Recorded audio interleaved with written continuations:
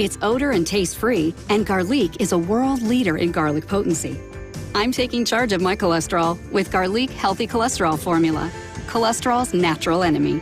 These statements have not been evaluated by the FDA. This product is not intended to diagnose, treat, cure, or prevent any disease. The term natural references only the garlic in the product. Use as directed. You're invited to a private showing of the most important movie you'll see in retirement. The Baby Boomer Dilemma is a groundbreaking documentary from award-winning director Doug Orchard. Throughout the film, Nobel Prize winners, PhDs, and esteemed economists expose the cracks in the financial industry that have 401ks, IRAs, Social Security, and other retirement plans on the brink of collapse. After the movie, you'll receive an education that's unlike any other. Learn how to apply the solutions presented by these experts, which align with and validate our proprietary crash-proof retirement system, proven by over 5,000 consumers. Register for this complimentary screening at the William Penn Inn on June 6th and let Crash Proof Retirement provide you the crucial information you need to avoid the baby boomer dilemma that's on the horizon. Registration is required. Call 800-722-9728 or visit crashproofretirement.com. The Dude at Dental Group, official dentist of the Philadelphia Eagles, is a proud supporter of the Talk Radio 1210 Radiothon for the Travis Manion Foundation. Dr. Dilip Dudat grew up in North Wales, graduated from North Penn High School and Temple Dental School. Today, Dr. D and his team supports our local area by providing advanced dental care using the latest technology at 30 area practices and contributes to the local economy with 250 team members. The Dudat Dental Group, proud supporter of the Travis Manion Foundation. Visit PhiladelphiaEaglesDentist.com.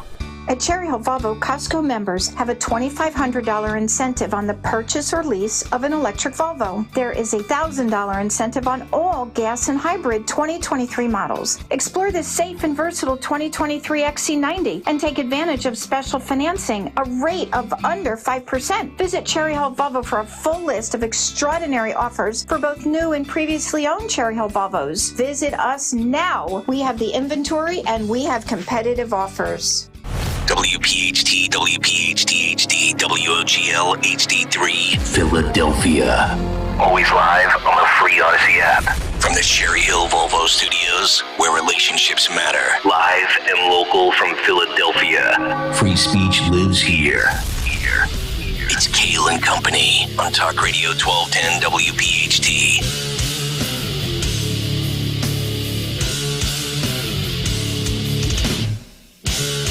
And away we go, live on this Wednesday, May 24th. It is indeed Kayal Company here on Talk Radio 1210 WPHT. We are always live on the free Odyssey app and streaming live for your video viewing pleasures here on YouTube. We're with you for the next 4 hours as we head until 10 o'clock this morning.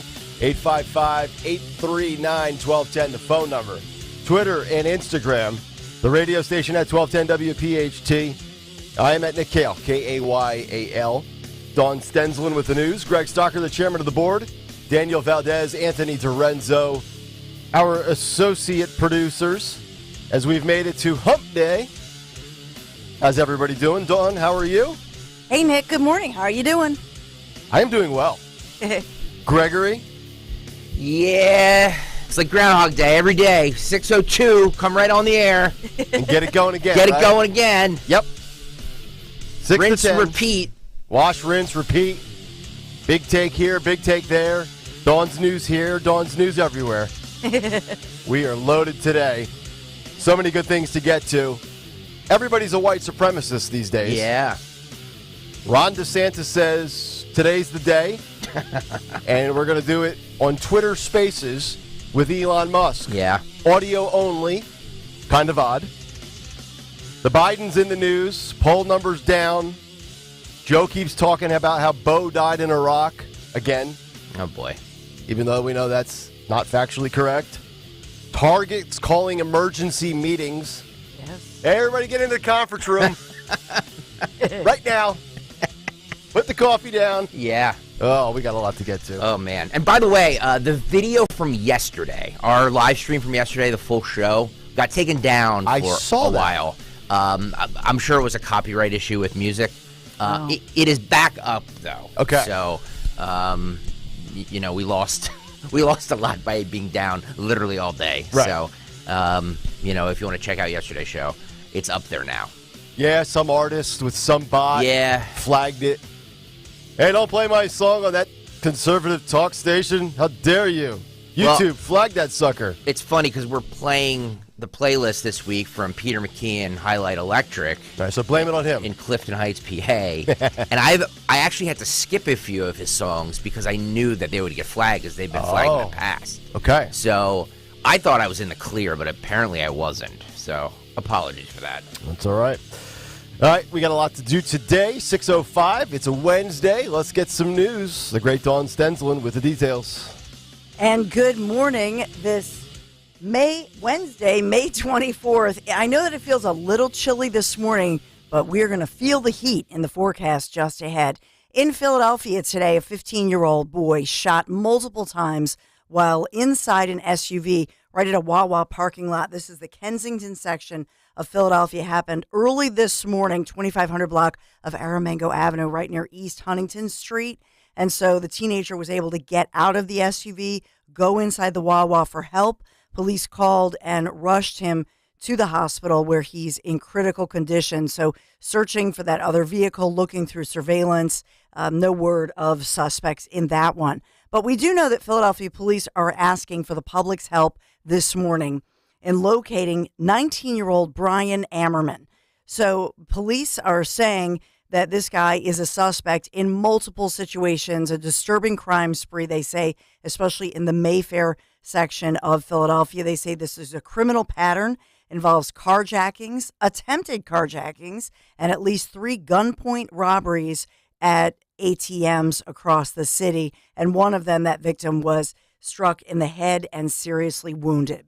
So I was looking up his past, and they say that although he is a suspect in these situations with ATM robberies, carjackings, etc., we also know that Ammerman is a person of interest in 2 separate shootings that happened on Amber Street in the Port Richmond section of the city. So he is actually wanted on an active warrant for previous crimes as well, including simple assault, probation violations, and resisting arrest. And soon to be on public transportation, and then I think a Marine will ultimately take care of him.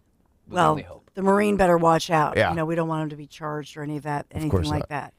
that. The big, I guess it's the worst kept secret what's going to happen later today with Florida Governor Ron DeSantis expected to announce he's running for president during a discussion with Twitter CEO Elon Musk. So we have that going on today. And we do have an update on Ford and AM radio in cars, trucks, and SUVs. Yeah, baby. So this is the good news. CEO, because I'm going to get to the fills, but that's not good news. So I needed something.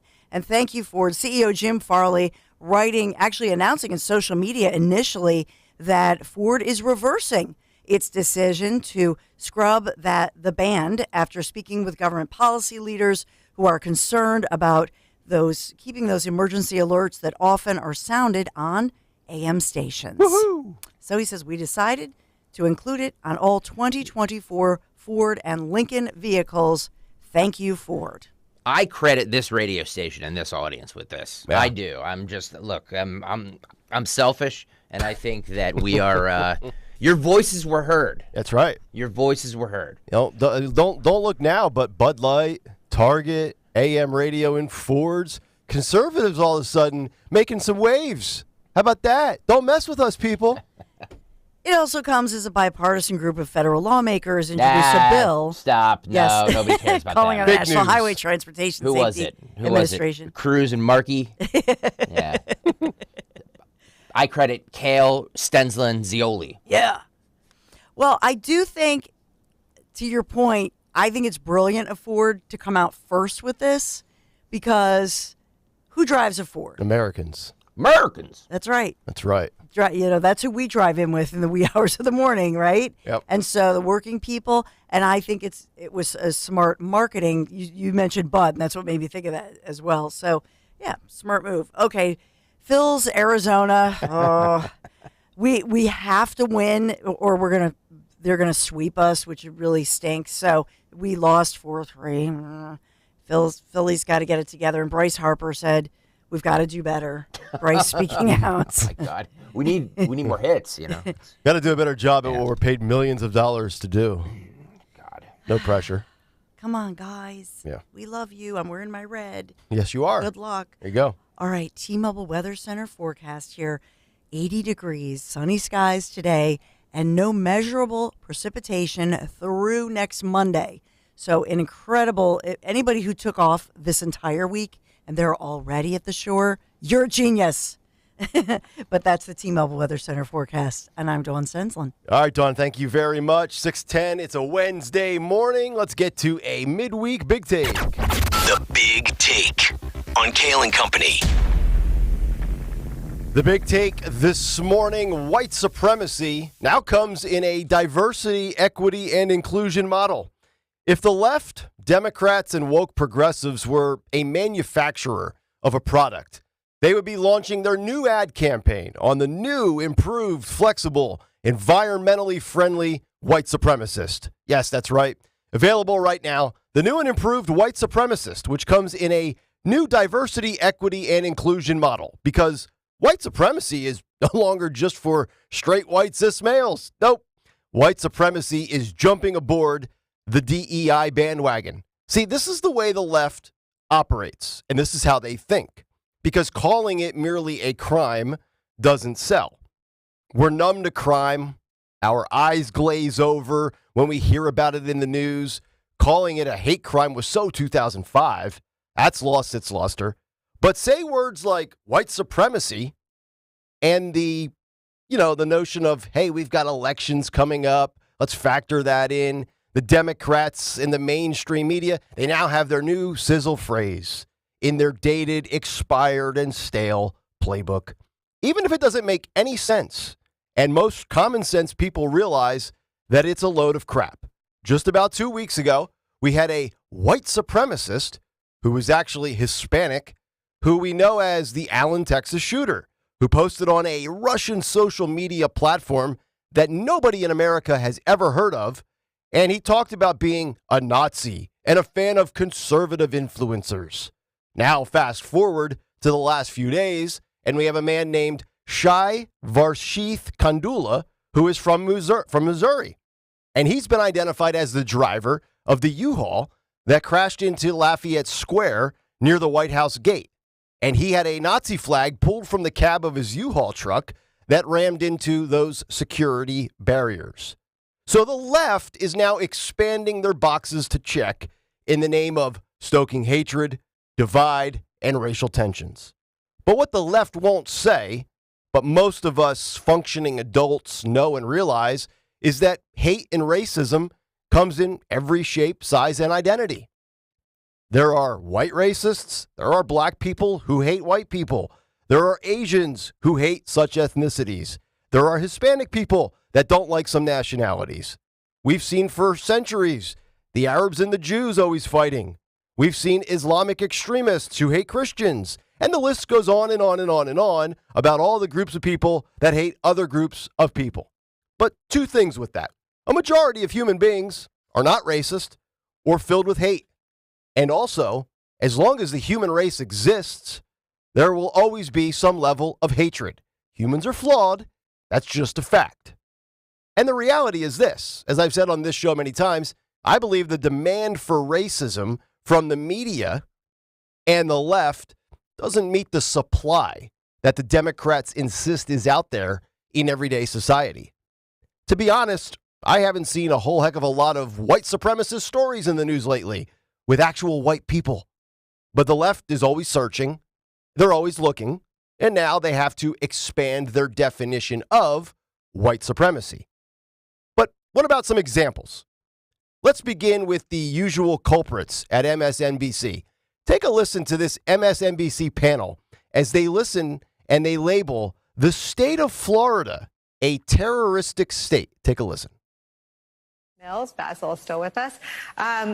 Aisha, I have talked for 7 years about the asymmetry of covering Trumpism in America, something so audacious and so unimaginable that the normal ways of rapidly responding are inadequate. This seems to address that asymmetry and and say, I got this. What do you think? I think it was extremely clever, and I really appreciate the NAACP's guidance on this issue. You know, I just took my family to spring break in Florida recently, and I think about all of the folks who traveled there for sun and joy and peace and restoration. And to be reminded that actually this is getting to the point where Florida is about to be a terrorist state to many of us here in America. Certainly as a lesbian, as a black woman, I don't want to have anything to do with the place. And I think about all the other people who don't want to travel there either. And so I think it was very clever on behalf of the NAACP. I thank them for issuing this broad guidance. And, you know, really what it does is it turns a remarkable, I think, lens on the United States and highlights how bigotry and bias and ignorance do as much harm as we accuse other countries of doing to people that they suppress. You know, it has been pointed out to me by people who work.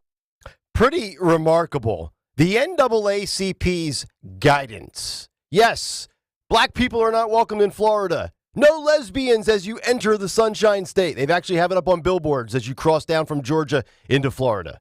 Pretty remarkable that you could go on TV and say, Florida is now a terrorist state that preys on black Americans. I guess the small business owners that are black that outnumber the small white business owners in America in the state of Florida on a per capita basis have been spared. Or perhaps they never got the memo that Florida is a terroristic state towards black people. Let's just hope that ISIS or Al-Qaeda doesn't expand operations into the Sunshine State. It would be terrorist overload. And then you have village stooge Joy Behar of The View, perhaps the dumbest woman on television today, making this statement about South Carolina Senator Tim Scott. And he's one of these guys who, you know, he's like Clarence Thomas, black Republican who believes in pulling yourself by your bootstraps, rather than, to me, understanding the systemic racism that African Americans face in this country and other minorities. He doesn't get it, neither does Clarence. Right. And that's why they're Republicans. Yeah. I know. Imagine being a white person and telling a black person they don't get what it's like being black in America. This is the nonsense that guys like Tim Scott probably have had to deal with and still deal with on a routine basis their entire life. Joy Behar, certified clown, and she makes Joy Reid look like a Rhodes Scholar. But my best advice, try to ignore it. But if you can't, like me, and you do this type of stuff for a living, or you feel compelled to react, just roll your eyes, hit them with a few facts, and put their feelings and stupidity in check. But as long as the planet is inhabited by idiots, and as long as the inefficient minds have access to mainstream media and desperate Dems, this type of garbage media this narrative will continue to exist, and it will persist. You just need to continue to beat them down with the right candidates, the right message, and winning policies. And eventually the left will abandon ship once the market shows them that there's no market anymore for their stupidity, their white supremacy, and their never-ending playing of the race card. And that's the big take. The Big Take on Kayal Company. All right, 855-839-1210 is the phone number if you want to jump in on the conversation. 855-839-1210, Twitter and Instagram at 1210WPHT on the socials. Or you could be a part of the Kayal Company comment community on YouTube. Just go to youtube.com/@1210WPHT, hit the subscribe button, hit the like button, and start your own conversation in the chat, as many of you love to do. We'll come back. We'll get your thoughts when we continue Wednesday edition, Kayal Company. Nick, Dawn, and Greg, Talk Radio 1210, WPHT. Hey, it's Rich Zioli. Father's Day is right around the corner. And listen, as a dad, I can tell you this. We don't want ties. We don't want sweaters. We want steaks. That's right. Delicious steaks from Omaha Steaks. I get this for my dad every year, and he loves it. And right now, when you use my name, Zioli, at checkout, you're going to get $30 off your qualifying order at omahasteaks.com. You can choose from a variety of mouth-watering packages that include pork, tender, bacon-wrapped filet mignons, or other gourmet, wonderful wonderful foods like air chilled boneless chicken breasts, burgers, jumbo franks, and many more favorites. And don't forget to save room for dessert. Most gift packages come with 4 delicious caramel apple tartlets. So just go to omahasteaks.com, use code ZIOLI at checkout, and get $30 off an unforgettable gift that is guaranteed to make Dad's day. Because if there's one thing we know, it's that dads want steak. omahasteaks.com, promo code ZIOLI at checkout. Minimum order is required. See site for details. When you need to know, depend on KYW News Radio 103.9 FM. Prosecutors charged 4 young men they say shot several people in the Strawberry Mansion back in 2021. Philadelphia School Superintendent Tony Watlington will deliver his strategic plan to the school board tomorrow. Florida Governor Ron DeSantis is set to announce his presidential run in a Twitter chat with Elon Musk tonight. Get the latest anytime on KYW News Radio. Now on Crystal Clear 103.9 FM. You've never needed us more. Comedian Joe Conklin. Joel as Mr. Softy. A creamiest, creamiest soft ice cream. It comes from Mr. Softy. Melts in a biggest spot like me. They call me Mr. Softy. Almost run out of breath. Ice cream makes me tired. See Joe Conklin with the City Rhythm Orchestra, July 15th in Ocean City, New Jersey, and July 22nd in North Wildwood. For tickets, go to joeconklin.com. JoeConklin.com! What's up, Philly? Jalen Hurts here for Window Nation, the best team for window replacements. With well over 1 million windows expertly installed, you can trust Window Nation for quality and professional service. Let their team score big savings for you. Now at Window Nation, buy 2 windows, get 2 free. Plus, no interest payments for 60 months, 5 full years. This incredible offer couldn't come at a better time. Make the call and tell them Jalen sent you. Then drop back and enjoy the buy 2, get 2 savings. Call 866-90-NATION or windownation.com.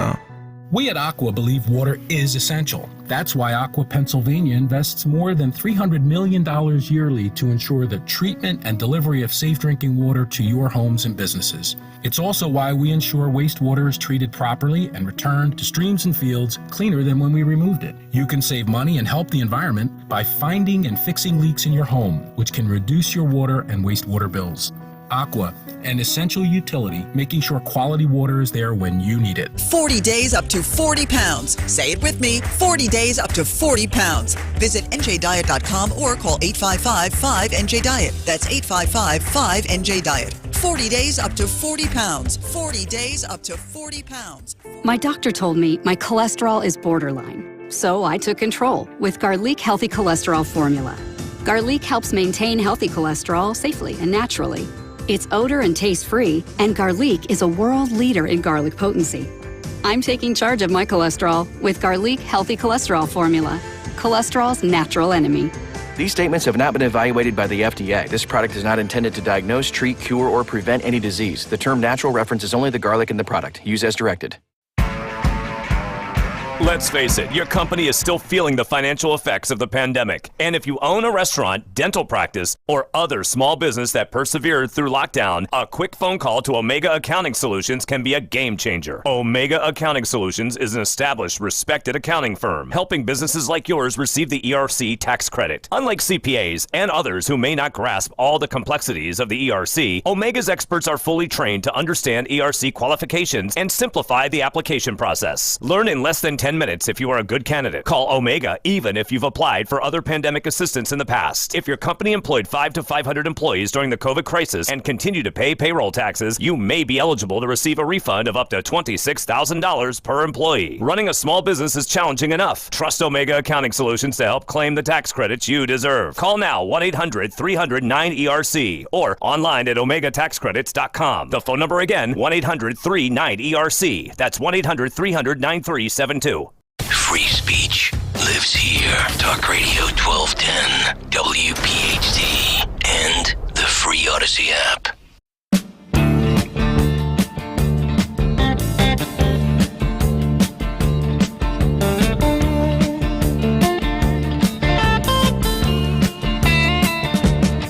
You get a shiver in the dark, it's raining in the park, but meantime. Peter McKeon, Highlight Electric. Day 3 of the playlist.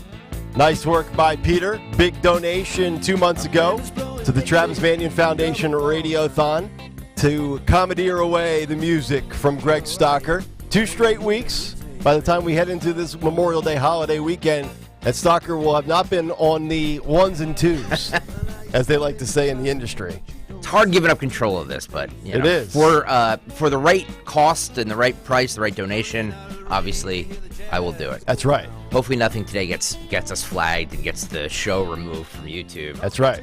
Daniel Valdez, do you know what song yesterday got us flagged? Actually, no, it never told me.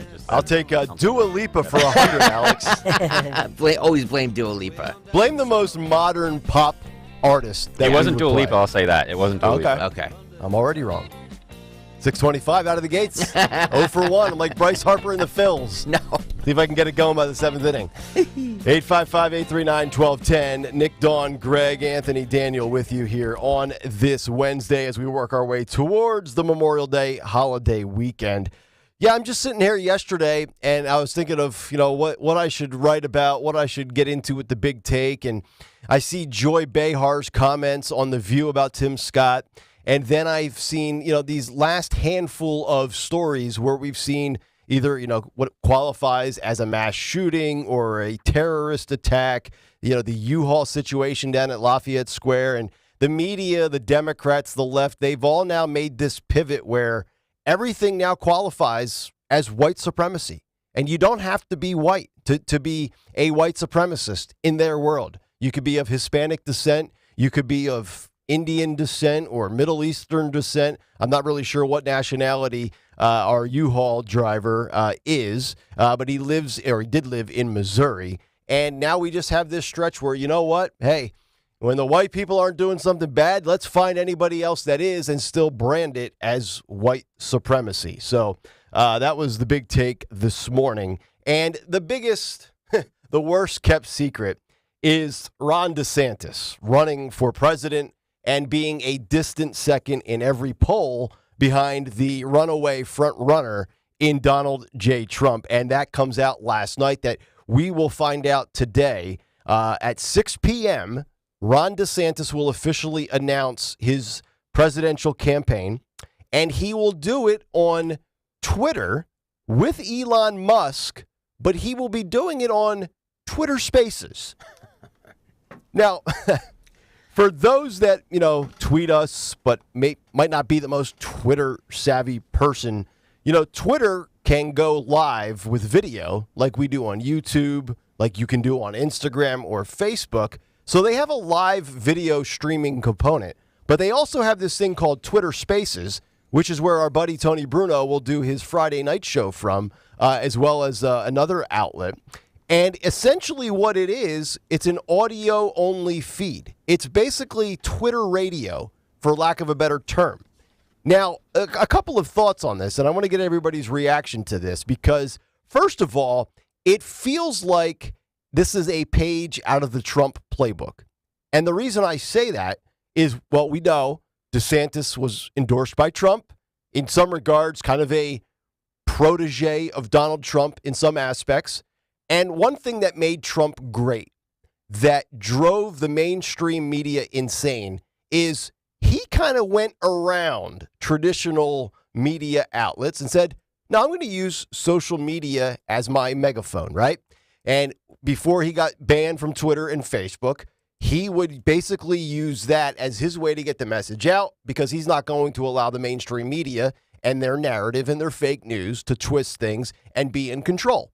So DeSantis is now kind of doing the same thing by going to Twitter Spaces with Elon Musk. And at 6 o'clock tonight, if you're on your Twitter feed, you go to Elon's Twitter feed or you go to one of the DeSantis Twitter feeds, and you'll be able to tune in and listen to his announcement. That's the first thing. So there's shades of Trump here with how he's using social media to bypass traditional media. Then I think he's well aware he can't do the rally thing. He can't do the crowd thing. Because anytime you do that and you show up and you have people that show up and it looks less than a Trump rally, you automatically take the L, because nobody can get a rally and a crowd like Donald Trump. So I think he put that into his calculation of how he's going to do this. Also keep in mind, Trump is on Truth, but he's still not back on Twitter, despite Elon Musk giving him access back to Twitter. So he's using a platform that Trump is no longer utilizing to his capabilities right now. And then throw in the fact that Elon Musk has 141 million followers. So if you think about this, you take Elon Musk's Twitter following, 140 plus million. You take the 2 DeSantis social media accounts on Twitter. That's going to reach a lot of people. I mean, you add it up, it comes up to probably about 40% of the population in this country, if you want to look at it from that perspective. So I think this is pretty interesting. I don't think it's overly original, but I do think there are some things that say, you know what, this makes more sense than doing ABC or XYZ. Worst kept secret for sure, but it'll be interesting to see if this is truly Elon Musk's endorsement of Ron DeSantis, which we know in the past he said he would endorse him, but he's also tried to claim that he voted for Joe Biden and not Donald Trump. So factor all of that in. I think this is a little unique, but not the most creative thing of all. And the fact that there's no video component is a little odd, because I think we do all agree on this show that DeSantis at times is a little bit of an oddball, right? He kind of has that uncomfortable giggle, that uncomfortable laugh. He's certainly not Donald Trump when it comes to a video presence. So your thoughts on all of that? I think the campaign said they will release a launch video. Okay. But that will be, they just said this evening. Okay. They'll release a launch video. But to your point, it's not a live visual event as far as a live rally. Yeah. And I think he is trying to look different and trying to reach perhaps a broader audience. Mm-hmm. And, you know, if you were going to do it via the traditional media, and let's just say, you know, this was in the works and, you know, last week his camp reaches out to Fox News or one of the mainstream channels and they agree to carry it. You're not going to, we look at ratings and we say, wow, Tucker Carlson used to get 3 million people. And Stocker, to your credit, you're like, yeah, 3 million is really good in that spectrum. But in the grand scheme of how many people are in this country, yep, it's really not. But yet here's Elon Musk's Twitter feed of 140 million people.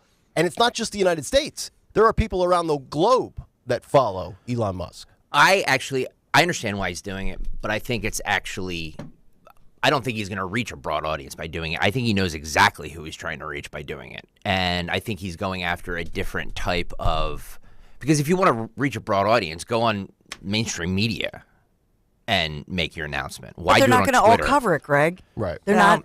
Yeah. I mean, look at this week. You know, we have Senator Tim Scott. Yes, Fox carried it, but it got a blip with everybody else. I mean, the mainstream media did cover it. They just didn't cover 20 it seconds. live. Exactly. So do you think, let's say he's sending out like this internal press release to all the news outlets, Fox News and then all the left-wing stuff.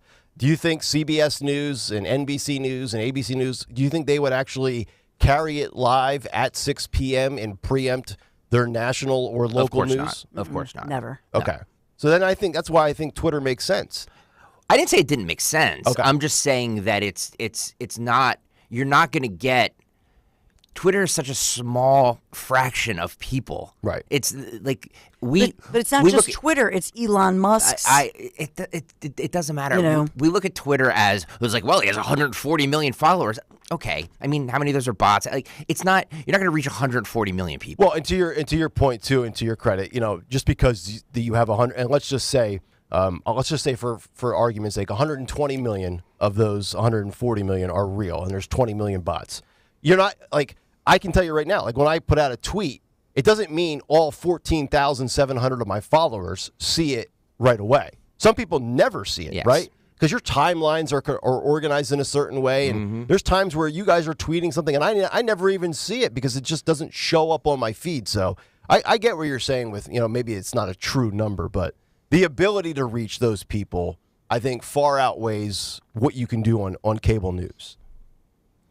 Now, supposedly, DeSantis is also going to talk about the Supreme Court, that he promises, you know, he's going to talk about the SCOTUS, the Supreme Court, and that he promises he will get a conservative, if he were president, who he would nominate for the court. Oh. So I thought that was, you know, taking a chapter from Trump, obviously. And Yep. speaking of Trump, he put out on social media reportedly that watch out, we're going to blast DeSantis with both barrels type stuff. Oh, yeah.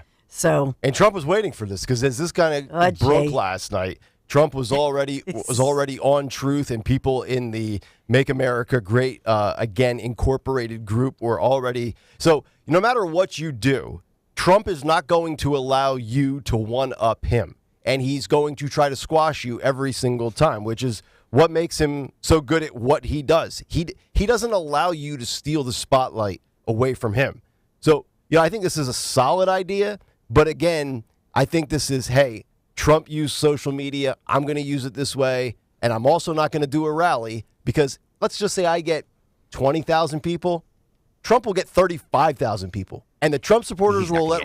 I'm just saying. Yeah, DeSantis won't get 20,000 people. Whatever he gets, it's always going to be less than Trump is the point. The phenomenon of Trump, getting all of these people for this rally only happens to Donald Trump. That is it. That's correct. There is no other politician that can draw what he draws ever. There's just no upside to trying to do it. No. Honestly. A spokeswoman for the Trump-aligned Make America Great Again, Inc. said, quote, "This is one of the most out-of-touch campaign launches in modern history.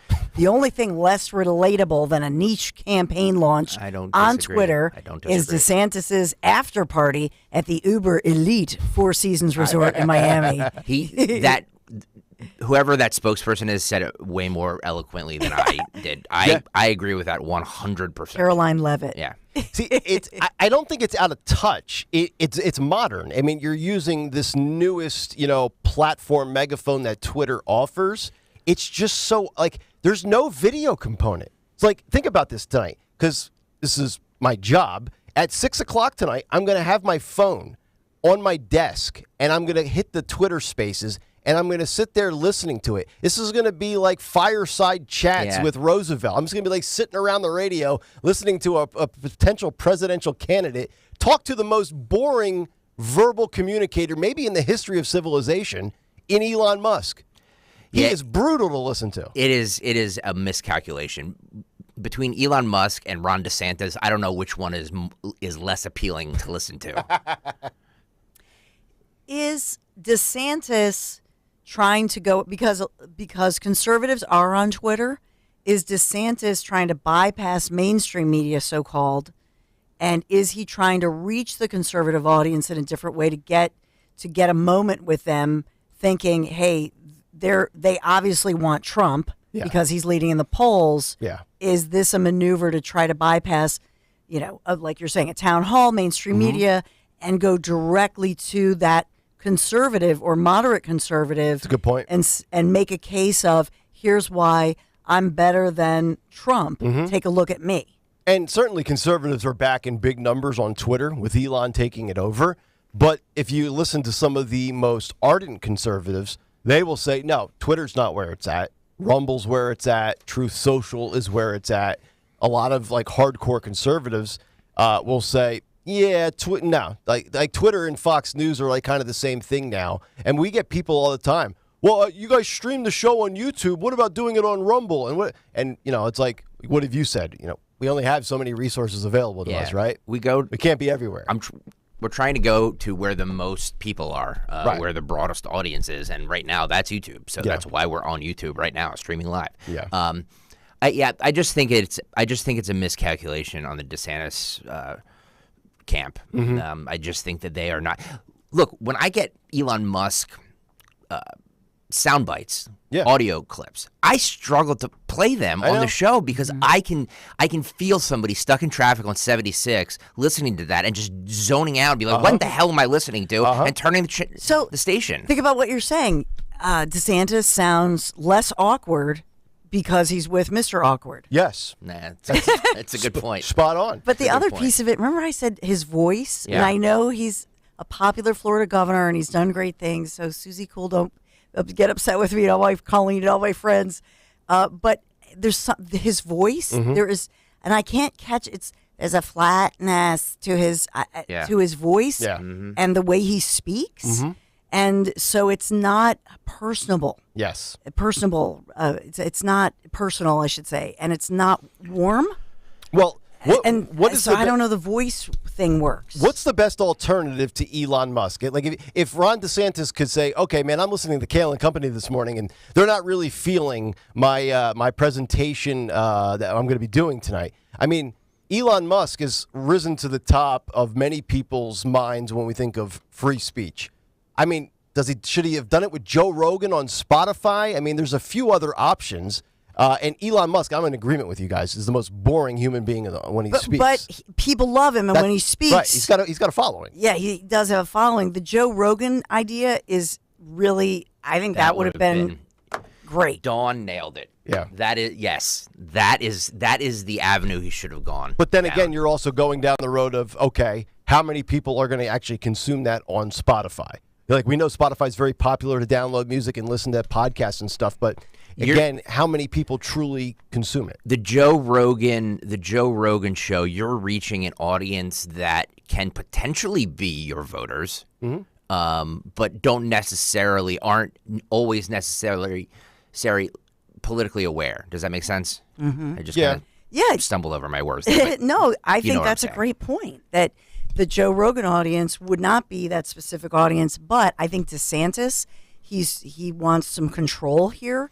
And obviously, Joe Rogan, he just asks off the cuff. Mm-hmm. Even if he said, well, let's stay within these parameters, he's just Joe Rogan. So he's going to ask some question that you're not expecting. And if you don't handle it that well, if you're not all that comfortable within, like, you look at Trump at the CNN meeting with, on CNN in New Hampshire with, Caitlin Collins. You could throw anything at him. Mm-hmm. And he has energy. Yep. He's a way to be. You might not always like what he says or the way he says it, but he comes off as, I'm in control. I'm strong. This is who I am. This is what we're going to do. And with DeSantis, I don't think he's necessarily that guy. Can you imagine seeing him on Rogan? Because you go into the toke. Yeah, you go into that studio. You're given weed and it's like, light? Oh my God, can you imagine? that is, in my opinion, that would make him way more relatable than going on Twitter Spaces with Elon Musk. By the way, relatable, but would also really exemplify his awkwardness more. That too. Wait, are you saying that Governor DeSantis should toke with Rogan? I mean, not sure that would go over really well with all of his base. And then, what would his laugh? Would be it would even be more accentuated. That's a high laugh already. Oh my God! You imagine him sitting down with Rogan and he says this: "Florida is where woke goes to die." Well, and you play that, but part of going on with Musk, I think he is trying to sound like he's a tech, hipper, younger guy. Let me also say this: I would venture to say that even maybe 80% of the people that go on Twitter have no idea what Twitter Spaces is. I until last night, I've heard of it, but I don't know how it truly works. I'm just going to be looking for Elon's Twitter feed tonight and hitting the play button. It's kind of cool. It comes up on your phone, and then you can just click. You can just press on it, and then you're in the space. Yep. And then you can raise your hand if you want to be a speaker. Oh.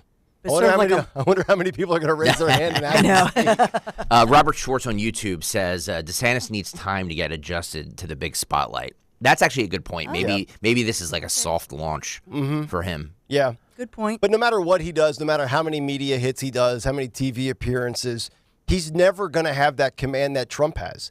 And never. And look, it's just the reality of the situation. It doesn't make him, awful in certain regards. It's like, no different than anybody in talk radio. Like, I don't care how good you are. A lot of people will never view you to be, no matter who it is, whether it's anybody on this station or any other platform across the country. Like Rush Limbaugh was the measuring stick, right? He was the bar. He set the standard in many people's eyes. And there might be people that are more talented broadcasters or might say things that have stronger. But you're never, if imagine trying to replace that guy. See, like, that's the thing that DeSantis is fighting here. It's no different than in sports. You never want to be the guy that replaces the legend. You want to be the guy that replaced the guy that replaced the legend. Like down the hall. And we always bust chops about the other talk station in this building. Like, my buddy is Joe DeCamera. Yeah. He's got an unbelievable difficult task to ever replace Angelo Cataldi. It's true. I don't envy him at all. That's a good I point. would rather be the guy that replaces Joe DeCamara than the guy that replaces Angelo Cataldi. Yeah. Because you're going to be held to that standard. Yep. And whether you're good or not, you're never going to be viewed in that regard. Yep. The other 2 points that I'll make, you think about where they're going, the after that Miami retreat that I mentioned, is that it's a place for major fundraisers. And so we've talked about how Trump and DeSantis, amazing fundraisers, but DeSantis, as a governor, as a state candidate, was best in the top in the nation as far as his fundraising efforts. So part of this, I think there's a fundraising aspect to it. And then the other piece of it, when you talk about DeSantis being number 2, I think that he's just trying to be that guy, like the boyfriend on the rebound, to say, I've been there. I know your old boyfriend. He was a billionaire. He was successful, peace and prosperity. But he was sometimes inappropriate on Twitter. It's such a great comparison. He's trying to be that rebound. I'm the boyfriend on the rebound. Yeah. I got you. 855-839-1210, the number. If you have thoughts, if you have comments, you can jump in on the phones, on Twitter, Instagram, or on YouTube. Wendy Parsons on YouTube says, I just wish Trump and DeSantis would stand together. They still might. It's still possible. Yeah, the primary season is ugly. It's going to get ugly. It's going to be great for this radio station. Yep. But it is going to get ugly. These two are going to go after each other tooth and nail. Mm-hmm. But at the end, could they end up shaking hands and joining together? Absolutely. And keep in mind, too, DeSantis did sign that piece of legislation into act where he basically has a exit clause where he can, if he fails in the primary and doesn't become the Republican nominee, that he can, continue on being the governor of Florida. So I know there's some Floridians that I've seen on Twitter. Oh, I can't believe you're bailing on us this early in your second term and you're leaving us stranded. And, the whole jilted lover thing. Don't leave me. How dare you?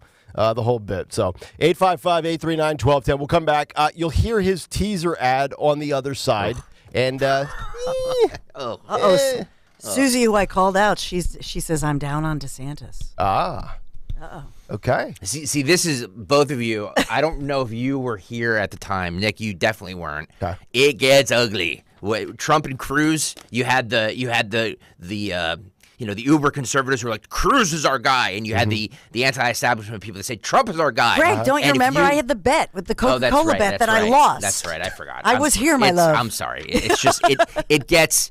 There's going to be a lot of inner party fighting, and at the end, everybody just needs to come together. Yeah. That's all I'm saying. That's what the Democrats do. If you are looked at as hyping up DeSantis, the Trump people will hate you. Well, if you're looked at that already exists. hyping up Trump, the DeSantis people will hate you. Yeah. So there's no winning. Okay.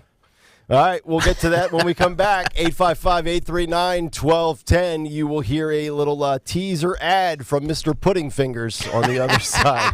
It's Kayal Company. Stay right there. Finding great people to hire is like trying to find a needle in a haystack. It's pretty difficult, right? Well, ZipRecruiter has mastered finding a needle in a haystack, so they take it to the next level. They make hiring so simple that it's like finding a needle in a needle stack. And that's why you should try ZipRecruiter for free at ZipRecruiter.com/free. Here's what it's like to use ZipRecruiter. They have so many qualified candidates that it's easier to find the right ones for your roles. In fact, 4 out of 5 employers who post on ZipRecruiter get a quality candidate within the first day. That's a lot of needles. So how do they do it? ZipRecruiter's powerful technology sends you candidates who are a great match for your job, and you can even invite your top choices to apply. So if you want less hay and more needles, head to ZipRecruiter. ZipRecruiter, the smartest way to hire. And right now you can try ZipRecruiter for free. That's right, free. At ZipRecruiter.com/free. That's ZipRecruiter.com/free. ZipRecruiter.com/free. Hi, this is Dom Giordano. Do you want a beautiful home that's easy to maintain? I've been telling you about a great company that does just that. John Gilgee is here to tell you in his own words. Take it away, my friend. Hello, it's John from Rhino Shield, reminding you that spring is here and Rhino Shield is ready to help you paint your home for the last time. Our permanent exterior house paint is not ordinary paint. It's a ceramic house coating that goes on like paint and looks like paint, but is guaranteed for 25 years. If your home's exterior isn't looking as good as you'd like, Rhino Shield is the solution you've been looking for. It's affordable because you only have to paint one last time, and it protects your home with a durable and waterproof coating that goes on any exterior surface. Find out why so many of your neighbors are choosing the permanent paint solution from Rhino Shield by calling to schedule your free estimate today at 844-RHINO-99. That's 844-744-6699. Finding great people to hire is like trying to find a needle in a haystack. It's pretty difficult, right? Well, ZipRecruiter has mastered finding a needle in a haystack, so they take it to the next level. They make hiring so simple that it's like finding a needle in a needle stack. And that's why you should try ZipRecruiter for free at ZipRecruiter.com/free. Here's what it's like to use ZipRecruiter. They have so many qualified candidates that it's easier to find the right ones for your roles. In fact, 4 out of 5 employers who post on ZipRecruiter get a quality candidate within the first day. That's a lot of needles. So how do they do it? ZipRecruiter's powerful technology sends you candidates who are a great match for your job, and you can even invite your top choices to apply. So if you want less hay and more needles, head to ZipRecruiter. ZipRecruiter, the smartest way to hire. And right now you can try ZipRecruiter for free. That's right, free. At ZipRecruiter.com/free. That's ZipRecruiter.com/free. ZipRecruiter.com/free. Jesse Waters Primetime, weeknights at 7 p.m. Eastern on Fox News Channel. This is going to be fun to watch. Jesse is tackling the nation's top headlines, delivering critical insight. The White House track record here isn't great. This is bigger than politics. And never backing down on the issues that matter most. The name of the game is always the same. Win big. Don't miss Jesse Waters Primetime, weeknights at 7 p.m. Eastern, only on Fox News Channel. America is watching.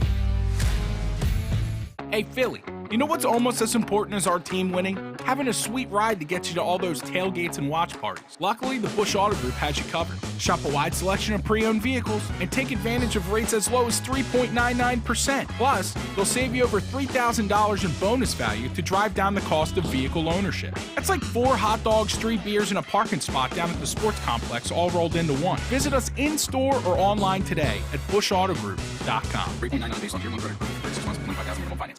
Calling on Media PA to follow 1210 WPHT on the free Odyssey app. Download it now.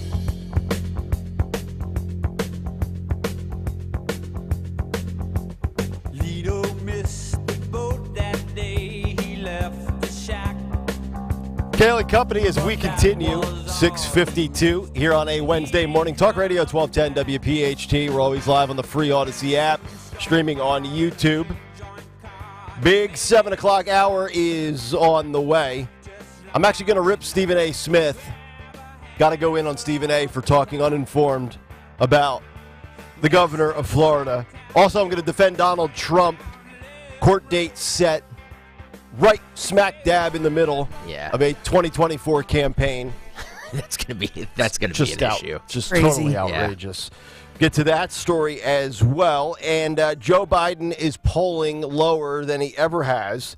He has said once again that Beau was killed in Iraq. And now Hunter Biden's mistress says, you know what? Hunter should be in jail.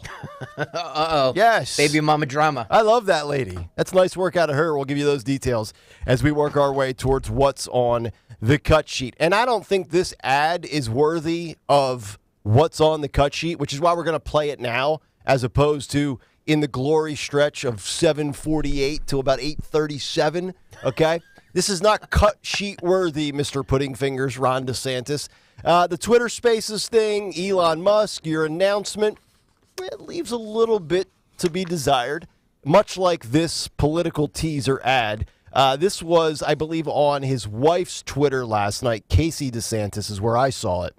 And it's about a 30-second little teaser for what I believe you'll get more of later this evening. Let's take a listen, and we'll grade this little 30-second Pudding Finger promo. They call it faith because in the face of darkness, you can see that brighter future. A faith that our best days lay ahead of us. But is it worth the fight? Do I have the courage? Is it worth the sacrifice? America has been worth it every single time.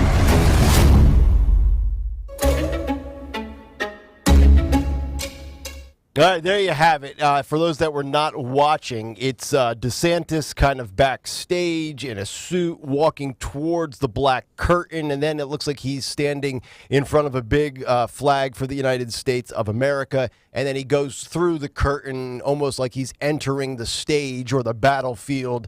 I would give that, much like his Twitter Spaces Elon Musk announcement, I'd give it like a C+.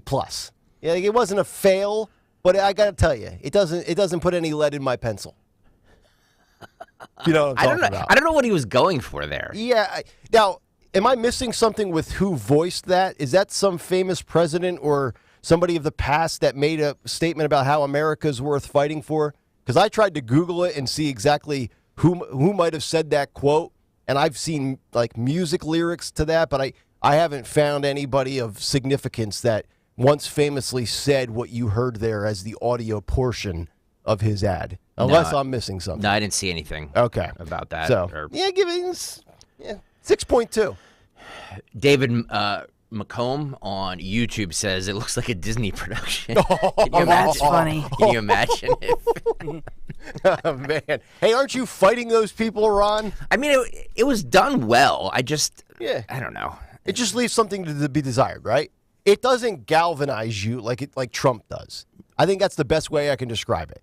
Like when you see some Trump stuff, it's like, I don't know, maybe your hair stands up or you get goosebumps or you get pumped up and you start feeling nostalgic about 2015 or 2016 or 2018, right? Or 2020. With DeSantis, it's like, okay. Yeah, you got great policies. You've had a great track record. You've done a really good job doing your actual job. But if I was hiring you to be like my hype man, I don't think you would get my people hyped. Yeah. I think that's the best way to characterize DeSantis. Yeah, I would give it. Would you give it? I gave it a C+. All right. B-. No, you're being a little more generous than I am. Yeah. All right. Dawn? Yeah, I go with a B-. Okay. It doesn't. It's like, it's done, it's done well. I do like the voiceover. I don't. Oh, you don't? It starts out with sort of a... That's why I looked up... Can we hear it again? Yeah.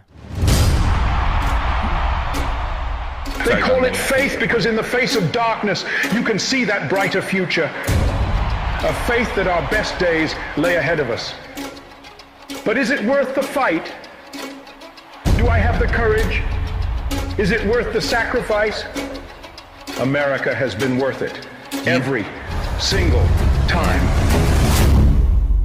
Dawn, you were saying? Because it sounds a little British or something. Yeah, I don't know who that guy is. I thought that might have been like a president from like the 1800s that I'm not aware of, or I'm sure the Twitter fact checkers will let us know if we're dropping the ball on who that might have been that said that. I don't think there's any British president, Nick. That doesn't sound British. You have though, to be me, born here. No. But it kind of does it. It sounds affected. Yeah. At least pretty, like, oh, maybe it's somebody who drinks Bud Light. Dilly dilly.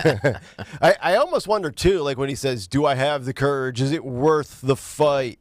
Is it worth the fight? And do you have the courage to challenge Trump?" Right? Like, is that the subliminal message there? Is it not so much about fighting for America, but having the actual stones to run against the guy that backed you in 2018? Yeah.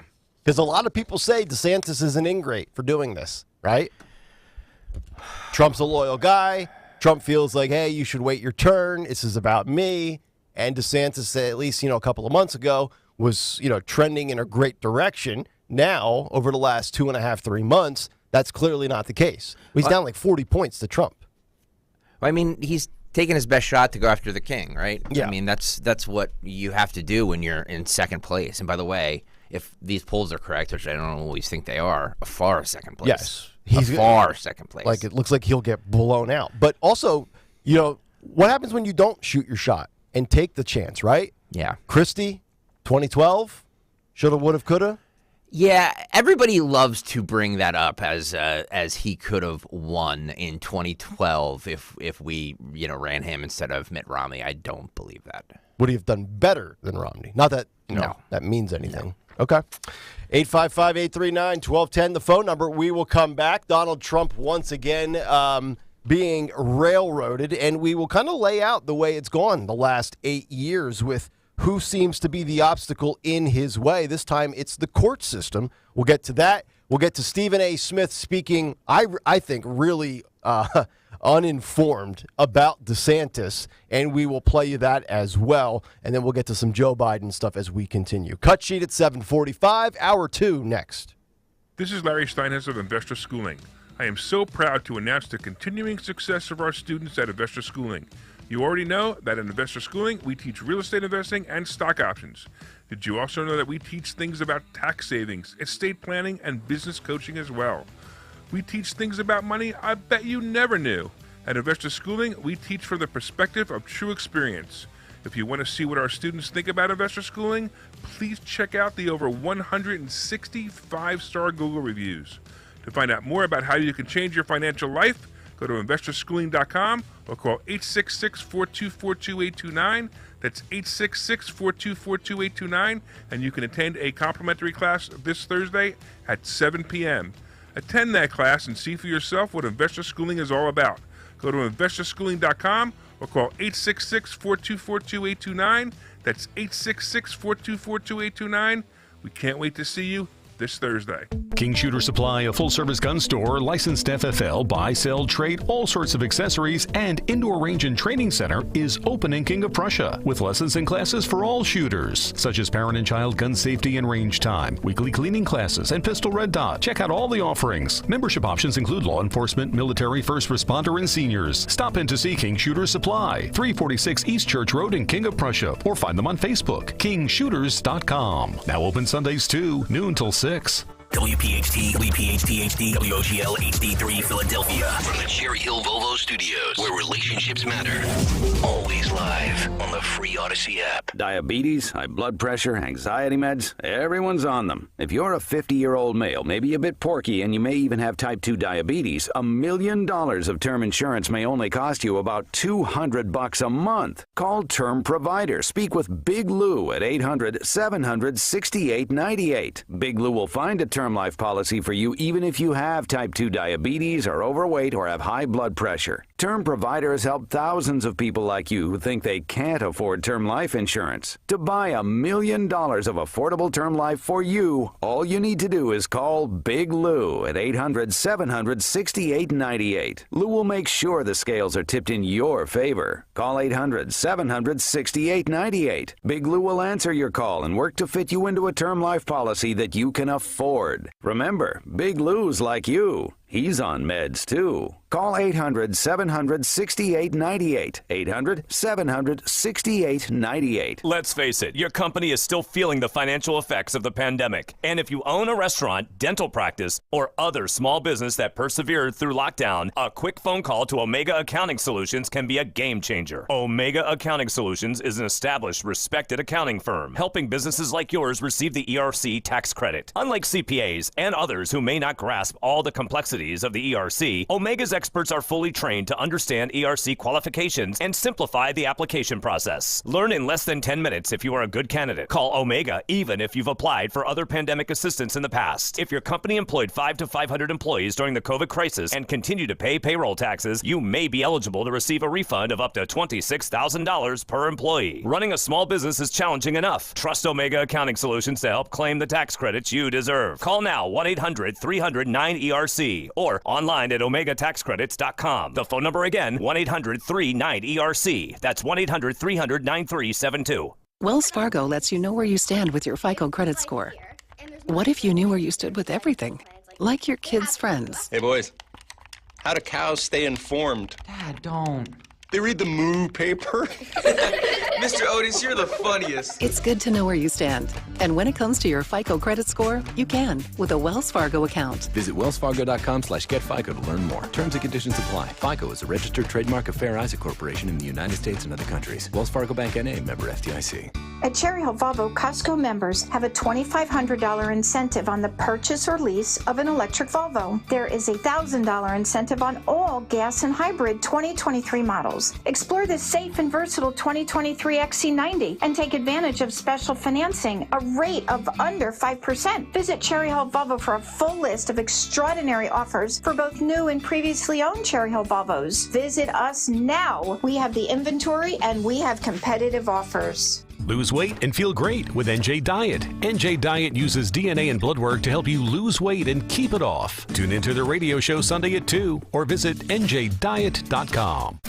Calling on Sewell, New Jersey to follow 1210 WPHT on the free Odyssey app. Download it now.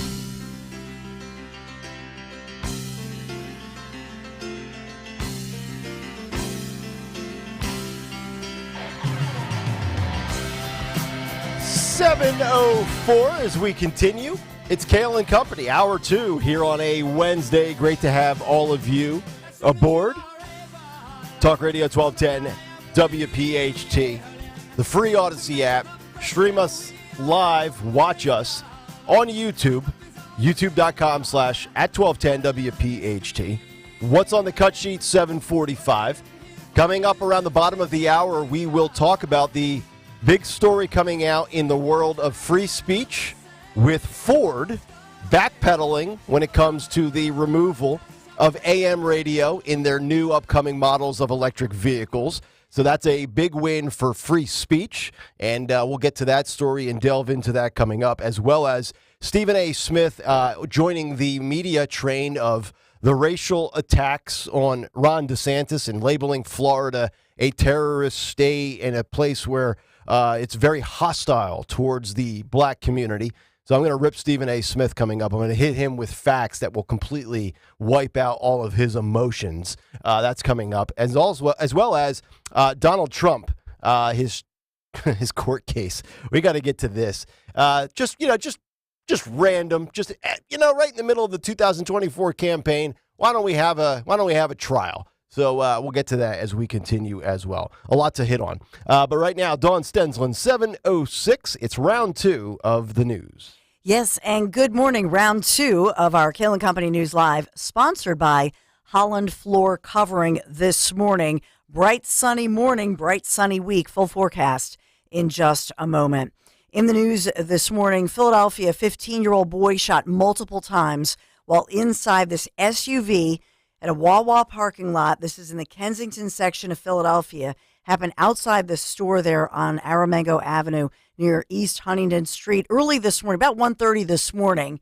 So no word if was he working an overnight shift or just trying to get to school early. 15 years old, 1:30 a.m. this morning. So the teen shot, gets out of the SUV, goes inside the Wawa for help, and police arrived quickly. The way I'm looking at this, it appears that the officers realized this was a critical situation, did not wait for an ambulance, and that the officers, and this happens too often in Philadelphia, they rushed this boy to a children's hospital where he's in critical condition this morning. As far as yesterday afternoon, 3 teens injured in a triple shooting in Philadelphia, an 18-year-old, 17-year-old, 15-year-old, all boys on Gratz and Diamond Streets. And this was about 4:15-ish p.m. when shots were fired. So all 3 of those teens taken to the hospital in stable condition. No arrests made, and a weapon has not been recovered in either of those different shootings. And Philadelphia police asking for the public's help in locating 19-year-old Brian Amerman. Authorities describe him as a person of interest in connection with a pretty disturbing and violent crime spree, especially in the Mayfair section of the city. And they say that he's a suspect with regard to a criminal pattern involving carjackings, attempted carjackings, and at least 3 gunpoint robberies at different ATMs across the city. This 19-year-old suspect also, according to police, has quite a rap sheet, wanted on an active warrant for previous crimes, including simple assault, probation violation, and resisting arrest. So we have that going on in the city of Philadelphia involving teens, mostly victims that we talked about, but one teen alleged perpetrator. We want to get to some headlines on a national level because, yes, the debt ceiling talks are grinding on, but Republican leaders are saying there's a lack of urgency from the Biden White House. That's one of the headlines this morning. Then, of course, Donald J. Trump, former president, current candidate for 2024, to appear by video as a judge in the criminal case, has reinforced the ban on, quote, attacking witnesses. So we have that going on. And yes, Ron DeSantis planning to announce his 2024 bid later today on Twitter Spaces with Elon Musk. That, according to sources, and Trump promising to basically bash him as soon as he does. So we have all that, the swirl of that going on. He should go live to a live posting on Truth right at 6 o'clock as DeSantis and just Yes. totally steal his thunder. Yeah, I think he wants to see what he says and then ridicule it. Yeah, but he could do it live, like a live analysis of it. You get two phones, right? You listen to Twitter Spaces on one phone, and then you post on Truth your rebuttal to everything that guy's saying in real time. That would be funny. Signy on Twitter, Nick and Dawn, says DeSantis going on Joe Rogan would be like Bill Clinton going on MTV playing the saxophone. Oh. That is such a great comparison. Yes. Such a great comparison. I think that turned the Bill Clinton campaign around in 1991 or 92, whenever it was. Okay. So I also think, though, for Bill Clinton, it was that 60 Minutes interview in which Hillary Clinton wore, and I played that in journalism classes when I was an adjunct professor, because Hillary wore the headband and said, "I'm not Tammy Wynette." Yeah. And it was a good interview. And this is when you were actually teaching a college class as a professor, as opposed to Joe Biden, who actually never taught a class at Penn. But I'm not saying it was a good Clinton interview. I'm saying it's a good example of how media can influence. Sure. And that 60 Minutes interview was played, the timing was critical. Captain Moonlight on Twitter says, if I were Trump, I'd fire off my first tweet announcing I'm back on Twitter right in the middle of DeSantis' announcement. It'd be so Trump. That's actually a great idea. That is. I believe the rule, though, is, remember we were talking about what he's committed to with Truth? Yeah. I think whatever he decides that he has to post on Twitter, he needs to post the same thing 6 hours earlier on Truth until his contract with Truth is up. I get you. Which I read is up in June. So if that's accurate, he's only a couple of weeks away from returning to Twitter. So if he posts something right at noon, I believe then we know. Basically, all of your content needs to go to Truth first, and then you can rehash the same stuff on Twitter. I need to implement that rule here for you, Nick, if you're gonna tweet this, it comes out of your mouth on my microphone first. Well, we pay you here. Twitter doesn't pay you, so. Well, a frustrating 4-3 loss for our Phils. So we need to get a win in so the Arizona Diamondbacks don't sweep us. It was a 4-3 loss. It was very frustrating. There is a silver lining with some decent pitcher performances from opener Matt Strahm and an impressive debut by Dylan Covey. So Covey allowed a single and an RBI triple. Yeah, okay, that was for the first two batters. But then he really settled in. And Dylan Covey, and I'm going to get to another Dylan in just a second, but Dylan Covey pitching 5 innings, striking out 6, allowing just 1 run. So, he's getting rave reviews, actually, for his debut. Well, good for him. As Dylan. So, Better debut than Dylan Mulvaney made. Hopefully Dylan Stalker makes the best debut one day. Well, I think from Bryce Harper's post-game comments, I think it's about the offense that he was criticizing, not the pitching. So Gotcha. We'll see if they can kind of pull it together and get through this frustrating spell. There was a great mullet last night at the Phillies game, by the way. I saw it on Amazing. social media. Yeah, I mean, it's the stuff dreams are made of. Yeah. This was like exactly the opposite of what DeSantis' announcment was. That's what I'm going for, by the way. Like if DeSantis was a 6.2 out of 10, this guy's mullet at the Phillies game was a 10 out of 10. And you're gonna go for that, huh, Stalker? Yeah. Well, you actually have the follicles to pull off. Yeah, I'm gonna do really short and then that long mane in the back. I think it looks great. I could do the skullet. The skullet. I mean, I can't grow it on the top, but I could get it going down the back. That's just funny. So I went from our Phil's Dylan debut to it's Bob Dylan's birthday today. Happy birthday, Bob Dylan.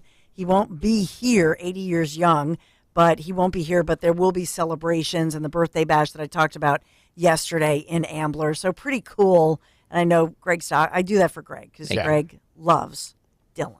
Thank you. There we go. Who's the greater Dylan? We got to rank our Dylans one day. No. Dylan McKay from 90210. He's the best Dylan. Wow, No, Dylan Stalker, the toddler, is the best. That's what I was thinking. He hasn't proved himself yet. He's only been on this earth for 3 years. Bob Dylan, distant second, like DeSantis. My son's got to prove himself.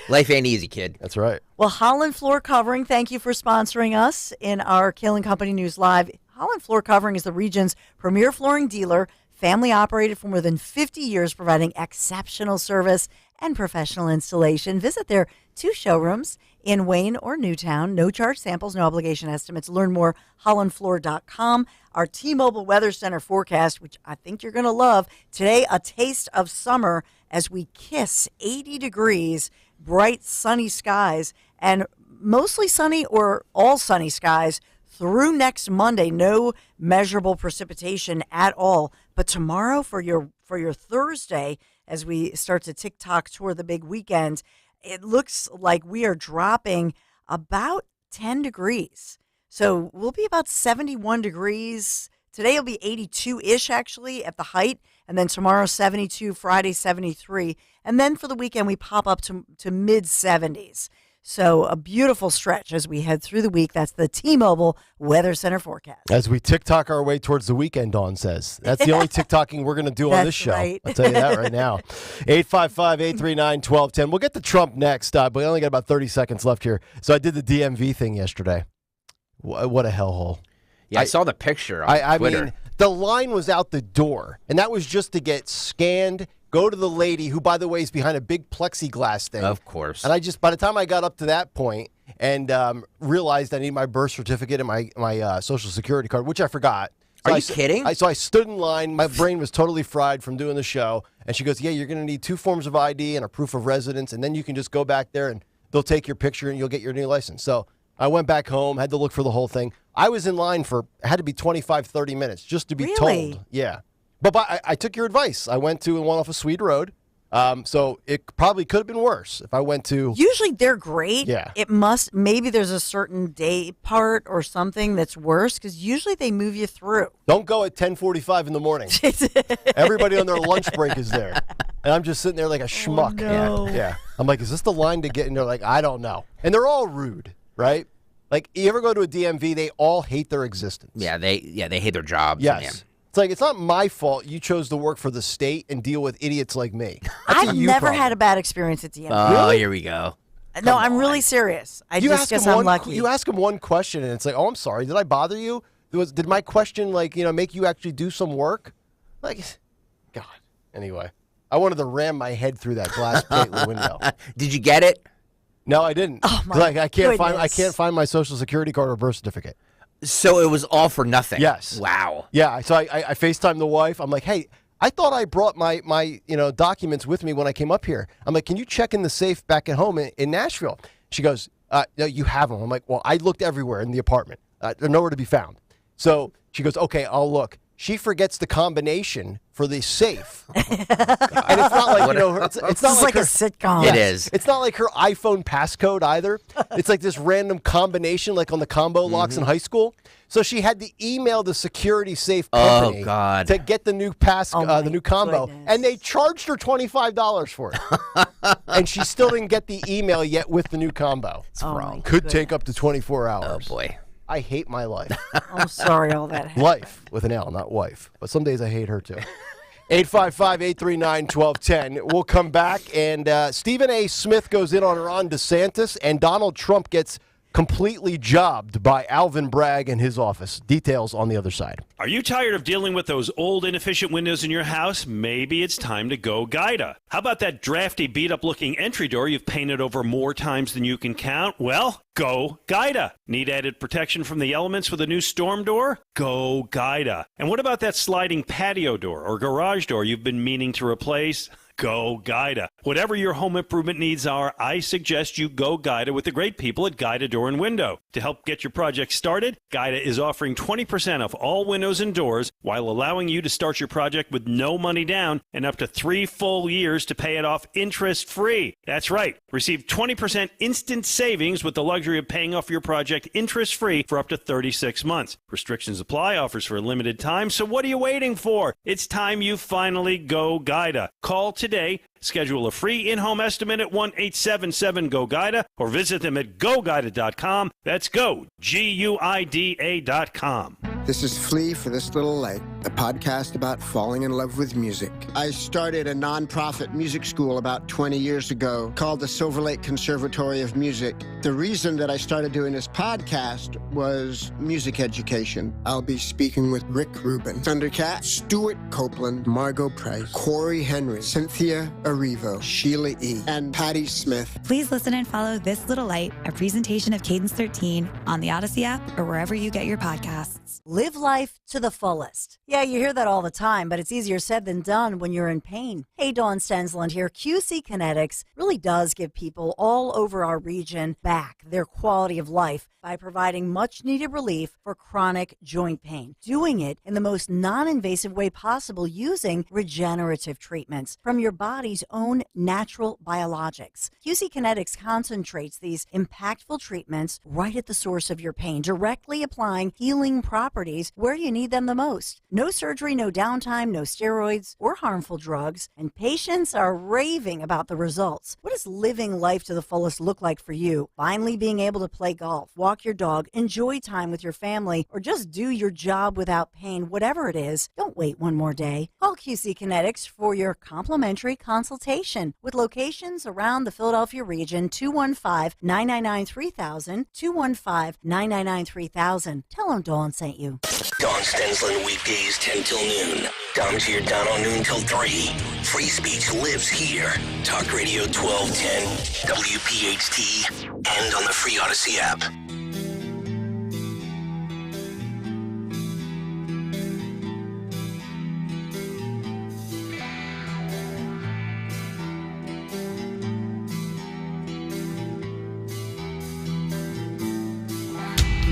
$7:21, Kayal Company, little Metallica here.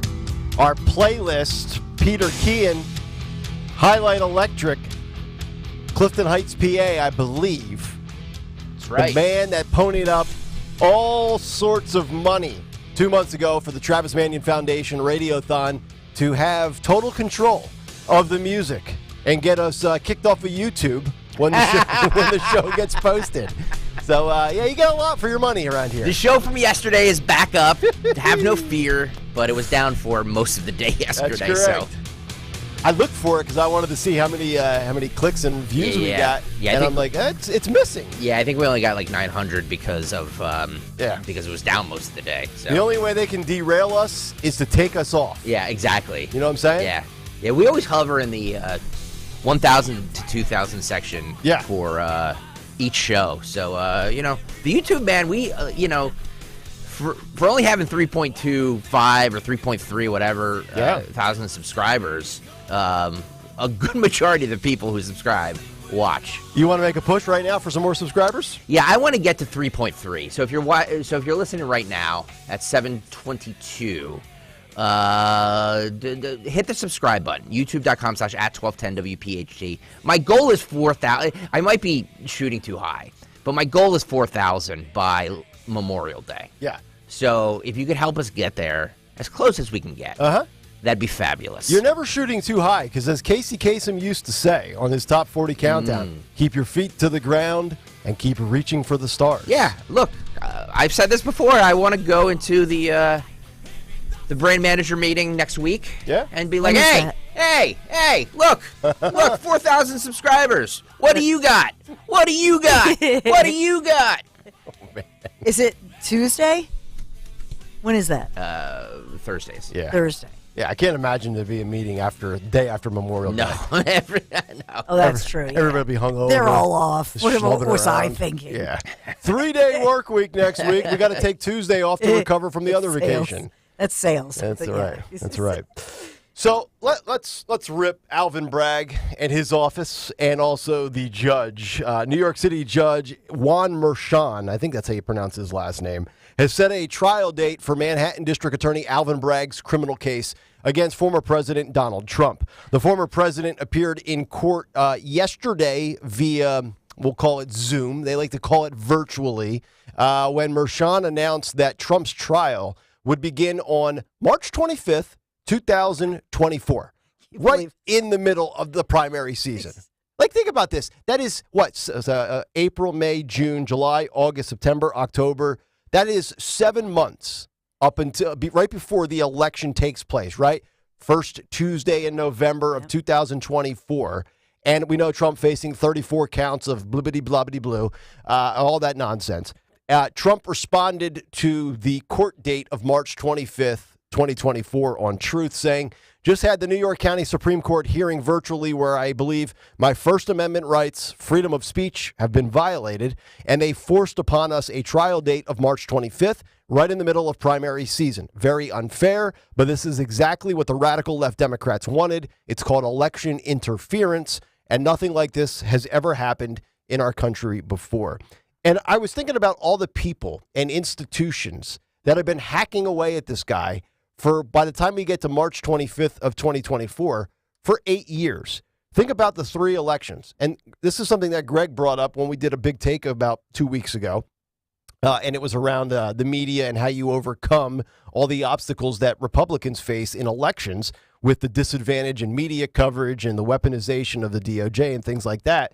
So in 2016, Trump's campaign was attempted to be hijacked by Hillary Clinton, the media, and all of the Russian nonsense, proven to be false. Then, in 2020, it was social media that hacked away at Trump, when we're talking specifically about the New York Post story regarding Hunter Biden, the laptop, Facebook, and the suppression of that story from being shared and reaggregated across platforms. And now, in 2024, when we get there in March of 2024, March 25th to be exact, it'll be the court system. So we've gone from the media attempting to hijack Trump to social media to now the criminal court system or the civil court system. So basically, we've had 3 of the biggest institutions in America that are all taking their shot. And I've said this in the past, in the past, when we talk about 2020 and the claims that Trump has made. And I've said, well, if in fact that's true, what makes you think they're not going to try to attempt to hijack him in 2024? And so they've gone the media route. They've gone social media.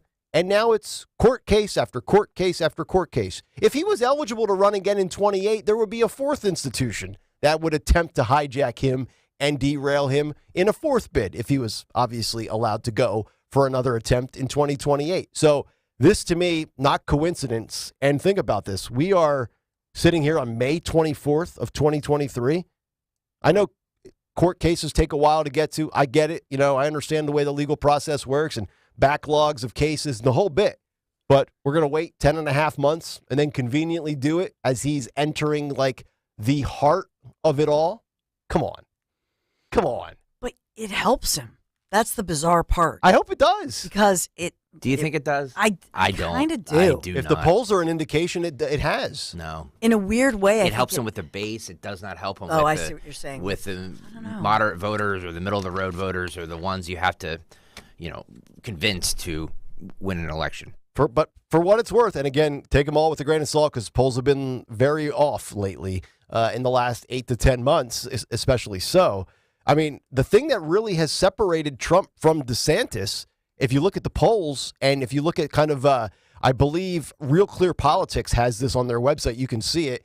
Look at the poll number separation. Now, Trump was always leading DeSantis, but it wasn't until January, February where it really started to go up. You know, he was up 15 points, then 20 points, then 25, then 33, then 39. I think it's gotten as high as 40 or 41 points between the difference between Trump and DeSantis. And a lot of it came towards the end of the winter and the beginning of the spring when Bragg launched this prosecution. So I think, to your point, Dawn, I think a lot of the criminal witch hunts and the court case witch hunts against this guy, we talked about Alvin Bragg and look, this thing was dead years ago and this is what he campaigned on. And then they tried to bootstrap a misdemeanor to a felony. I think the polls are reflective of what you're saying. Like, at least in the polling world, this has helped him. Whether that happens in real life, we'll see. I mean, this is a criminal proceeding having to do back with Stormy Daniels from something so long ago. But the fact that this judge would say cancel all your obligations during a trial that could go weeks, I think ultimately, does he take this to the Supreme Court to get an injunction? Because there are special rules when you are a candidate. And I have to wonder what the next legal strategy would be. I was also thinking about this too. I mean, he's going to have to appear and be in court, but does that inhibit? I mean, we know this guy doesn't sleep. He sleeps for 4 hours a night. He crashes from like 2 a.m. to 6 a.m. and then he's up at it again. You're in court for, I don't know, 4 hours a day, 6 hours, whatever it is. Is he still going to be able to do his social media posting? I would think so. Can you do court in the day and then a rally at night? I would think so. I mean, clearly exhausting, draining, and taxing, even for a guy like him who's got unbelievable energy. But logistically, I'm assuming he'll still be able to do what he needs to do. It's just going to be completely unfair. I don't know, because if it's a trial and he thinks he should, maybe this goes back to the 2016 campaign, right? And they're saying that he didn't, for 34 felony counts of allegedly falsifying business records related to so-called hush money payments that were stormy. And remember, this case is so flimsy, and they're okay. Yeah. So will they try to appeal it? Will it be election interference? Will it go to a higher court? I mean, but ultimately, even if he does video appearances in court, I mean, those, if you've, I've been covering the courts for years as a news reporter. You're in there. Once you get in, they don't want you to use your phone, let's say, and you're in there maybe 9 hours. Okay. So I don't know how this could work. I should know this, and maybe you guys know the answer, but does he have to physically be there every day of the trial? You don't. I don't think I think your attorneys can be there, but I think it's generally speaking, you should be there. Right. And the judge ordered that you clear your schedule for this, that this is the priority. Wow. If it was John Fetterman, that would be no issue. He never has a schedule. 855-839-1210, the number. All right, we will come back on the other side. Stephen A. Smith hosts a podcast for Odyssey where he's able to go away from talking about sports and get into news, politics, pop culture, entertainment, and anything that he would like. And the podcast is called No Mercy, KNOW. But I don't think he knows, KNOWS, what he's talking about when it comes to Florida and Donald Trump's distant competitor. We'll get into that next here on Kayal Company. Hi, it's John DeMasi, host of Health Watch, Sunday mornings at 8 and again Sunday afternoons at 4, right here on Talk Radio 1210 WPHT. Are you struggling with things like fatigue, body aches, headaches, brain fog? You may be living with Lyme disease. And this may be true even if you have received antibiotics or your Lyme test was negative. Dr. Molly Fantasia and the healthcare team at Innovative Medical Associates have used medical hydration therapy to help hundreds of patients to reduce symptoms often associated with post-Lyme disease syndrome. I want to get you through your initial challenge, working alongside with my physicians, and then get you to a place where we are looking at maintaining your immune system, maintaining your quality of life. Visit innovativemedicalassociates.com to schedule a free consultation with Dr. Molly in their Marlton, New Jersey office. And join us Sunday mornings at 8 and again at 4 to learn more about the benefits of medical hydration. Every 5 days, a child dies from choking. In fact, choking is the fourth leading cause of accidental death. Protect your loved ones with LifeVac. Made in America, the original LifeVac has saved over 600 lives. This easy-to-use device creates a one-way suction to clear the obstruction in a choking emergency. Don't wait until it's too late. Order today at lifevac.net and use code NEWS for 20% off. That's lifevac.net, code NEWS for 20% off. Hey, it's Rich Zioli. Father's Day is right around the corner. And listen, as a dad, I can tell you this. We don't want ties. We don't want sweaters. We want steaks. That's right. Delicious steaks from Omaha Steaks. I get this for my dad every year, and he loves it. And right now, when you use my name, Zioli, at checkout, you're going to get $30 off your qualifying order at omahasteaks.com. You can choose from a variety of mouth-watering packages that include pork, tender, bacon-wrapped filet mignons, or other gourmet wonderful foods like air-chilled boneless chicken breasts, burgers, jumbo franks, and many more favorites. And don't forget to save room for dessert. Most gift packages come with 4 delicious caramel apple tartlets. So just go to omahasteaks.com, use code ZIOLI at checkout, and get $30 off an unforgettable gift that is guaranteed to make Dad's day. Because if there's one thing we know, it's that dads want steak. omahasteaks.com, promo code ZIOLI at checkout. Minimum order is required. See site for details. You're invited to a private showing of the most important movie you'll see in retirement. The Baby Boomer Dilemma is a groundbreaking documentary from award-winning director Doug Orchard. Throughout the film, Nobel Prize winners, PhDs, and esteemed economists expose the cracks in the financial industry that have 401ks, IRAs, Social Security, and other retirement plans on the brink of collapse. After the movie, you'll receive an education that's unlike any other. Learn how to apply the solutions presented by these experts, which align with and validate our proprietary crash-proof retirement system, proven by over 5,000 consumers. Register for this complimentary screening at the William Penn Inn on June 6th and let Crash Proof Retirement provide you the crucial information you need to avoid the baby boomer dilemma that's on the horizon. Registration is required. Call 800-722-9728 or visit crashproofretirement.com. Hi, this is Dom Giordano. Are you tired of paying too much? Rescue Natural Supplements are rolling back prices to 2013 on top of Memorial savings all month long. That's right. For the entire month of May, you can buy 2 products, get 1 free, or buy 3 products and get 2 free on every single Rescue supplement. Combine decade-old rolled back prices with free bottles for huge savings. Stock up on all your favorites. 1250 Omegas, cholesterol supporters, probiotic, and brand new health gummies are all on sale. To order, call 800-26-ALIVE, 800-262-5483. Speak to a Rescue product consultant or shop online, res-q.com, res-q.com. Don't miss out on this opportunity to save big. Rescue is over 50 products to target your health goals, and everything is on sale. Rolled back prices and memorial deals start now and last through the end of the month. So go shop res-q.com today. That's res-q.com.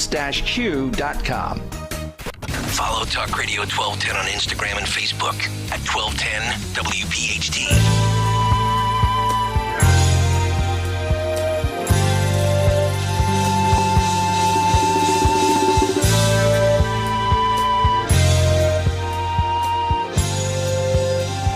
What's on the cut sheet coming up in less than 10 minutes as we roll on? It's Kayal Company. It's a Wednesday morning. Talk Radio 1210 WPHT, the Odyssey app. Live on YouTube. Nick Kayal, Dawn Stensland, Greg Stocker. Come on, what movie is this from? Oh, God. Hold on. Oh, man, I should know this. I'm going to get ripped for this. You might not. I don't know if this was in your wheelhouse. It's a series of movies from the 80s. Oh, God. I don't know. The Police Academy movies. The Blue Oyster Bar or something. It was a gay bar. Yeah. And they used to go in there all the time and they would dance to the song. Yeah. No. No, I know exactly what you're talking about, but I should know that. Jerry Rafferty, Baker Street, by the way, is the song. Bad job out of me. Good tune, though. It is. All right. We're going to get to the Ford AM radio electric vehicle backpedal victory for free speech advocates story coming up in a little bit. Might just have to be after the cut sheet, but I want to give it a good amount of time because it was a big story that we talked about here on this station and especially on this show in the last couple of weeks. But, a lot of news in the world of Republican primary contenders. Donald Trump, court case, Ron DeSantis, less than stellar excitement for his announcement tonight, as well as where he's doing it on Twitter Spaces with Elon Musk and also his political ad. But you've seen this week, really for the last 3 days, even going back towards Thursday, Friday of last week, they've all got their talking points. The mainstream media, the Democrats, the left, Florida is now a terrorist state. Florida is now a hostile state towards the black community. It is dangerous if you are a minority, if you are a lesbian, if you are gay, if you are trans. Basically, Florida is only safe for straight white cis males. That's according to the media and the Democrats. And Stephen A. Smith took the bait as well. Now, there's times where I think Stephen A. is accurate. There are times where Stephen A. has an opinion that aligns with the right, that aligns with a conservative talking point. So I do believe he's authentic in his wide-ranging variety of opinions. But I do believe many times he gets on his high horse, he gets loud, he gets emotional, and there's really no merit to anything that he is saying. And he is now in on the bashing Ron DeSantis, Florida is a racist state narrative, and he had this to say on his No Mercy podcast.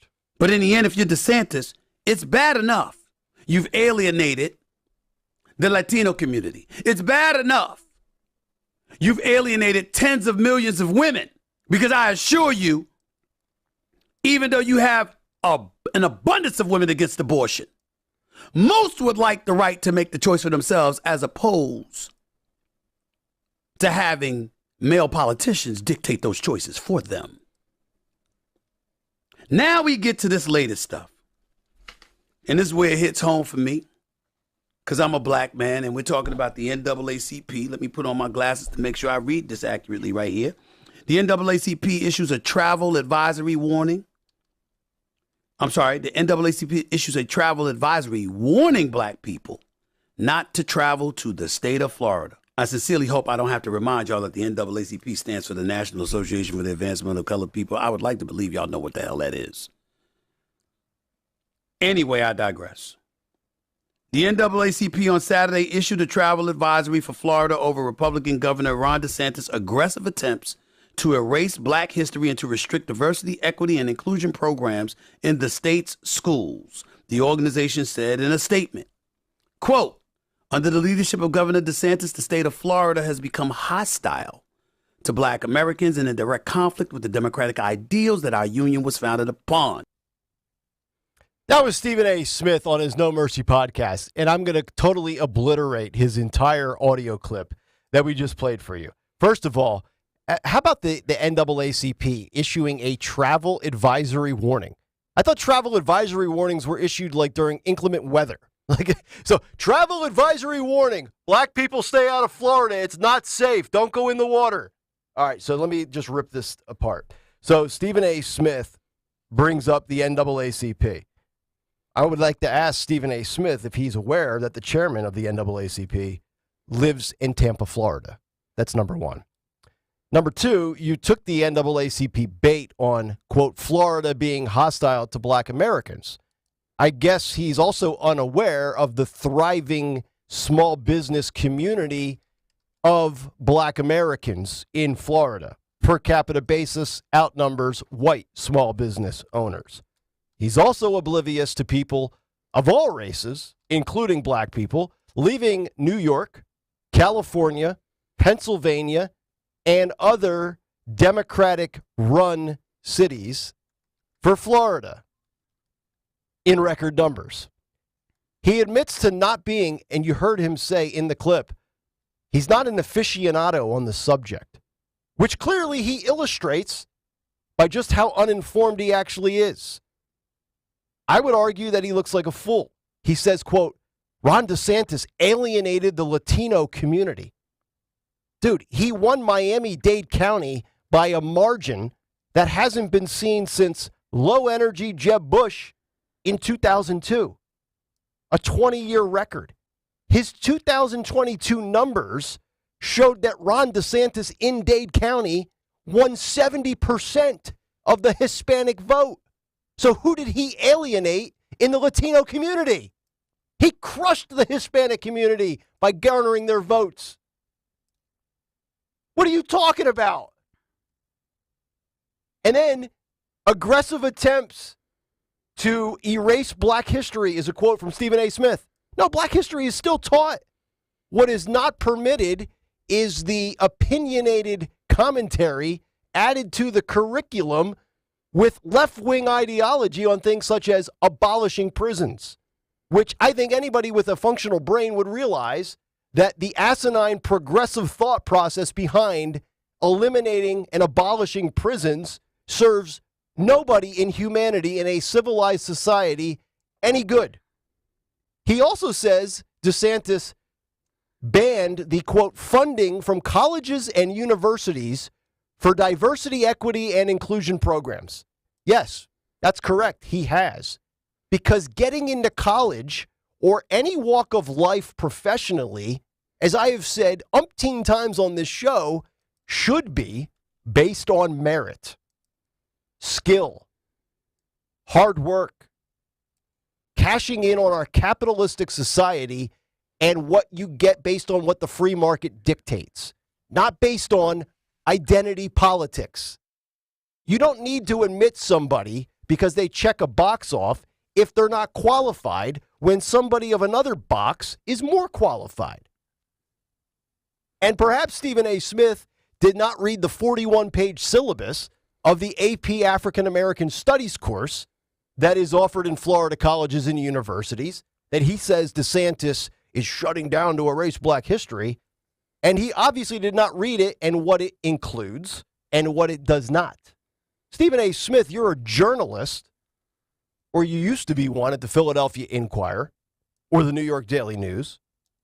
Maybe go back to your journalistic roots. And I get it.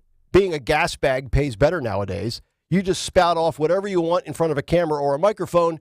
And if you're on the right platform, you can make $10, $15 million a year. Doesn't pay to be a journalist at the Inquirer and make $55,000 a year and get your facts straight. So I don't know. Maybe Stephen A. is getting ready to use the No Mercy podcast, KNOW, by the way, to pivot to MSNBC or CNN because he clearly fits the bill of uninformed, illogical, emotional stupidity over facts and common sense. He clearly did not read on a lot of this stuff. I guarantee you what he did was he saw headlines, he saw tweets, and he clicked on a soundbite. Because if you read the 41-page African-American course study for the AP level colleges, which is advanced placement, by the way, for those who don't realize it, which is above the honors level, which is above college prep, it's for the smartest people in schools, you would have seen there's plenty of stuff on African-American history. DeSantis is just eliminating the left-wing nonsense that gets interjected. He's not erasing history. He's just editing how people can go about presenting it, meaning sticking to the facts of what happened, not stuff like abolishing prisons, which I don't know, maybe in the world of Democrats they've already done because nobody goes to jail anyway anymore. So, all right, I'm done. Okay, so Stephen A., and I knew him before he was the famous Stephen A. here in Philadelphia. He's a smart guy. He sees the NAACP, and even though the Florida Governor Ron DeSantis has said that was a joke even early when the NAACP floated it, the problem is somebody like Stephen A. sees the president of the NAACP putting out this warning and says, oh my goodness, that's the weight. The fact that Stephen A. said this and is convinced of this tells me, that's a real problem. Because if Stephen A. is trusting the NAACP president and trusting that they're telling you this and they're saying, hey, black folks, they're hostile to you, this is a real problem. The fact that he actually, that this is very weighty. And so maybe to somebody else looking at this, like Governor DeSantis says, oh, what a joke. I don't think Governor DeSantis should take it as a joke. I think he should take it head on. Mm-hmm. And then the NAACP came out on CNN on Monday and doubled down on it. And I sent you guys the audio and then said, by the way, CNN, you were wrong. CNN, your numbers were wrong and skewed when you said DeSantis got 13% of the black vote. Mm-hmm. And so to me, it's a sign, if let's say I'm working in the governor's office in Florida. Yep. If I see that, I'm saying, Governor, there are so many people who this is like the Bible. This is a group that has weight within the African American community and credibility, and we need to deal with this. And we need to put this forth and find the right spokesperson to push back on this and say, this is not true. This is a lie. Mm-hmm. And didn't our last Supreme Court justice, who was Ketanji Brown Jackson, let's ask her. She lived here in Florida. She grew up here in Florida. Yep. She talked about what a wonderful upbringing she had with her parents, a police officer and a teacher, as I believe. So really, why is it hostile? The job market is great. And so I think that they need to take it seriously. I really do. I think that Stephen A. looked at this and said, holy moly, the NAACP says that? Yep. It must be true. Mm-hmm. That's the problem. Yep. No, it's well said. I mean, I don't disagree with anything you said. Fight it head on. Challenge it. I mean, right at the front. But maybe he'll say that tonight on the Twitter Spaces with Elon Musk. But I think two white guys on Twitter, I would not suggest that pathway. I would try to get, somebody else to express that who has been a Florida resident, who perhaps is a woman of ethnicity, who is, you know what I mean, and get different faces and different voices up there to say Florida is a great place and here's why. What about, I mean, I know he's already on a certain side of the battle, but what about Byron Donalds? I think that's a great idea. Now, he's a Republican, and he's also already said publicly that he backs Trump for 2024, but Byron Donalds is an African-American that lives in Florida. He seems to really like living in Florida. So, I don't know. But then again, if you ask Joy Behar, she'll just lump Byron Donalds in with Tim Scott and Clarence Thomas. So, what are you going to do? Yeah, I'll have to brainstorm on that. But if I'm in the state of Florida, if I'm working in the governor's office, I'm looking at this from a media standpoint, and I'm looking at somebody like Stephen A. saying, Stephen A. is a smart guy, and he's respected. And if he believes this, and if he thinks the NAACP is that credible, then what does that mean? Yeah. So we need to convince Stephen A. first. I would go after him in a kind way and say, here are the facts. Let's offer you some Florida residents who are African Americans who flourished. Take a second look. Yep, I agree. All right, 7:50. It's a Wednesday morning, couple minutes late, but let's get to another installment of What's on the Cut Sheet. What's on the Cut Sheet? What's on the Cut Sheet on this Wednesday is brought to you by Cherry Hill Volvo, where Costco members save like $2,500 on the XC40 or $1,000 on other models. These can be combined with other offers. See store for details. Check them out on Route 70 in Cherry Hill. Cherry Hill Volvo, where relationships matter. Please check them out. Tell them your friends at Kayal Company sent you, or 1210 WPHT, whatever you want. Our sponsors are good people, each and every one of them. They need your support, especially in this time. By the way, streaming live on YouTube, Nick Kayal. Yes. YouTube.com/@1210 WPHT. Hit the subscribe button if you're watching now. Hit the like button. We only have like 49 likes, and there's more than 49 people watching. So if you're watching right now, hit the like button, please, so we can get in people's feeds. You can see the lovely Dawn Stenslin. Yes. And the ugly Nick and Greg. Stop. The lovely Nick and Greg. Speak for yourself, boy. Speak for yourself, Kayal. I've got hair. Hey, a lot of the ladies like the hair. No, the no hair look. Oh, yeah. Yeah, some people can pull it off. Some people can't. Yep. I definitely couldn't. So thank God I have hair, because my dome would look terrible. Anyway, let's stick on this Florida travel advisory. KJP was asked about it. What do you think she said, Nick Kayal? Do you think she included her three favorite words, diversity, equity, and inclusion in this? And this president takes it seriously, probably. Yes.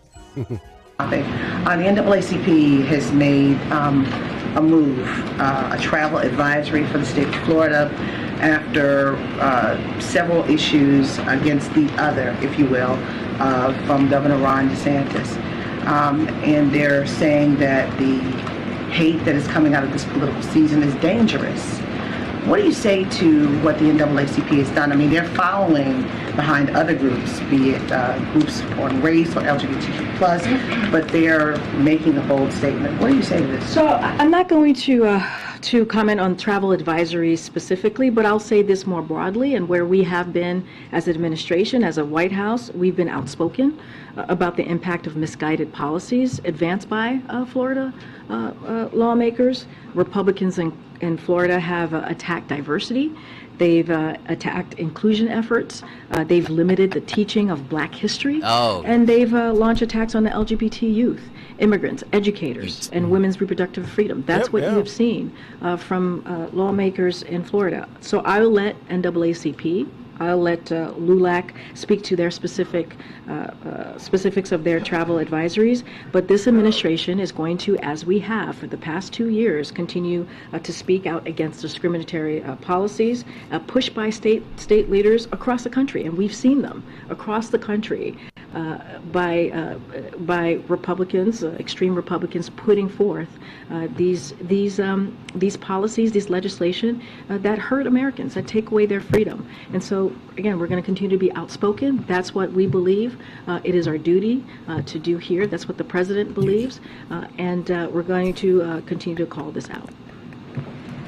Yeah, we're going to continue to slander and defame an entire group of a population and just throw a basic blanket across an entire segment of society and just call them all white supremacists, racists, and terrorists. So travel advisory, by the way. So has Mayor Pete weighed in on this as the Secretary of Transportation? He has not. Okay. We do have Mayor Pete. He'll be coming up later on in the cut sheet. Yeah, he's getting his boots on right now. But he But see, in that... He did not weigh in on this. As far as I know, I didn't watch his entire press conference yesterday. But in that follow-up, the follow-up there to KJP is to say, specifically, you talked about education.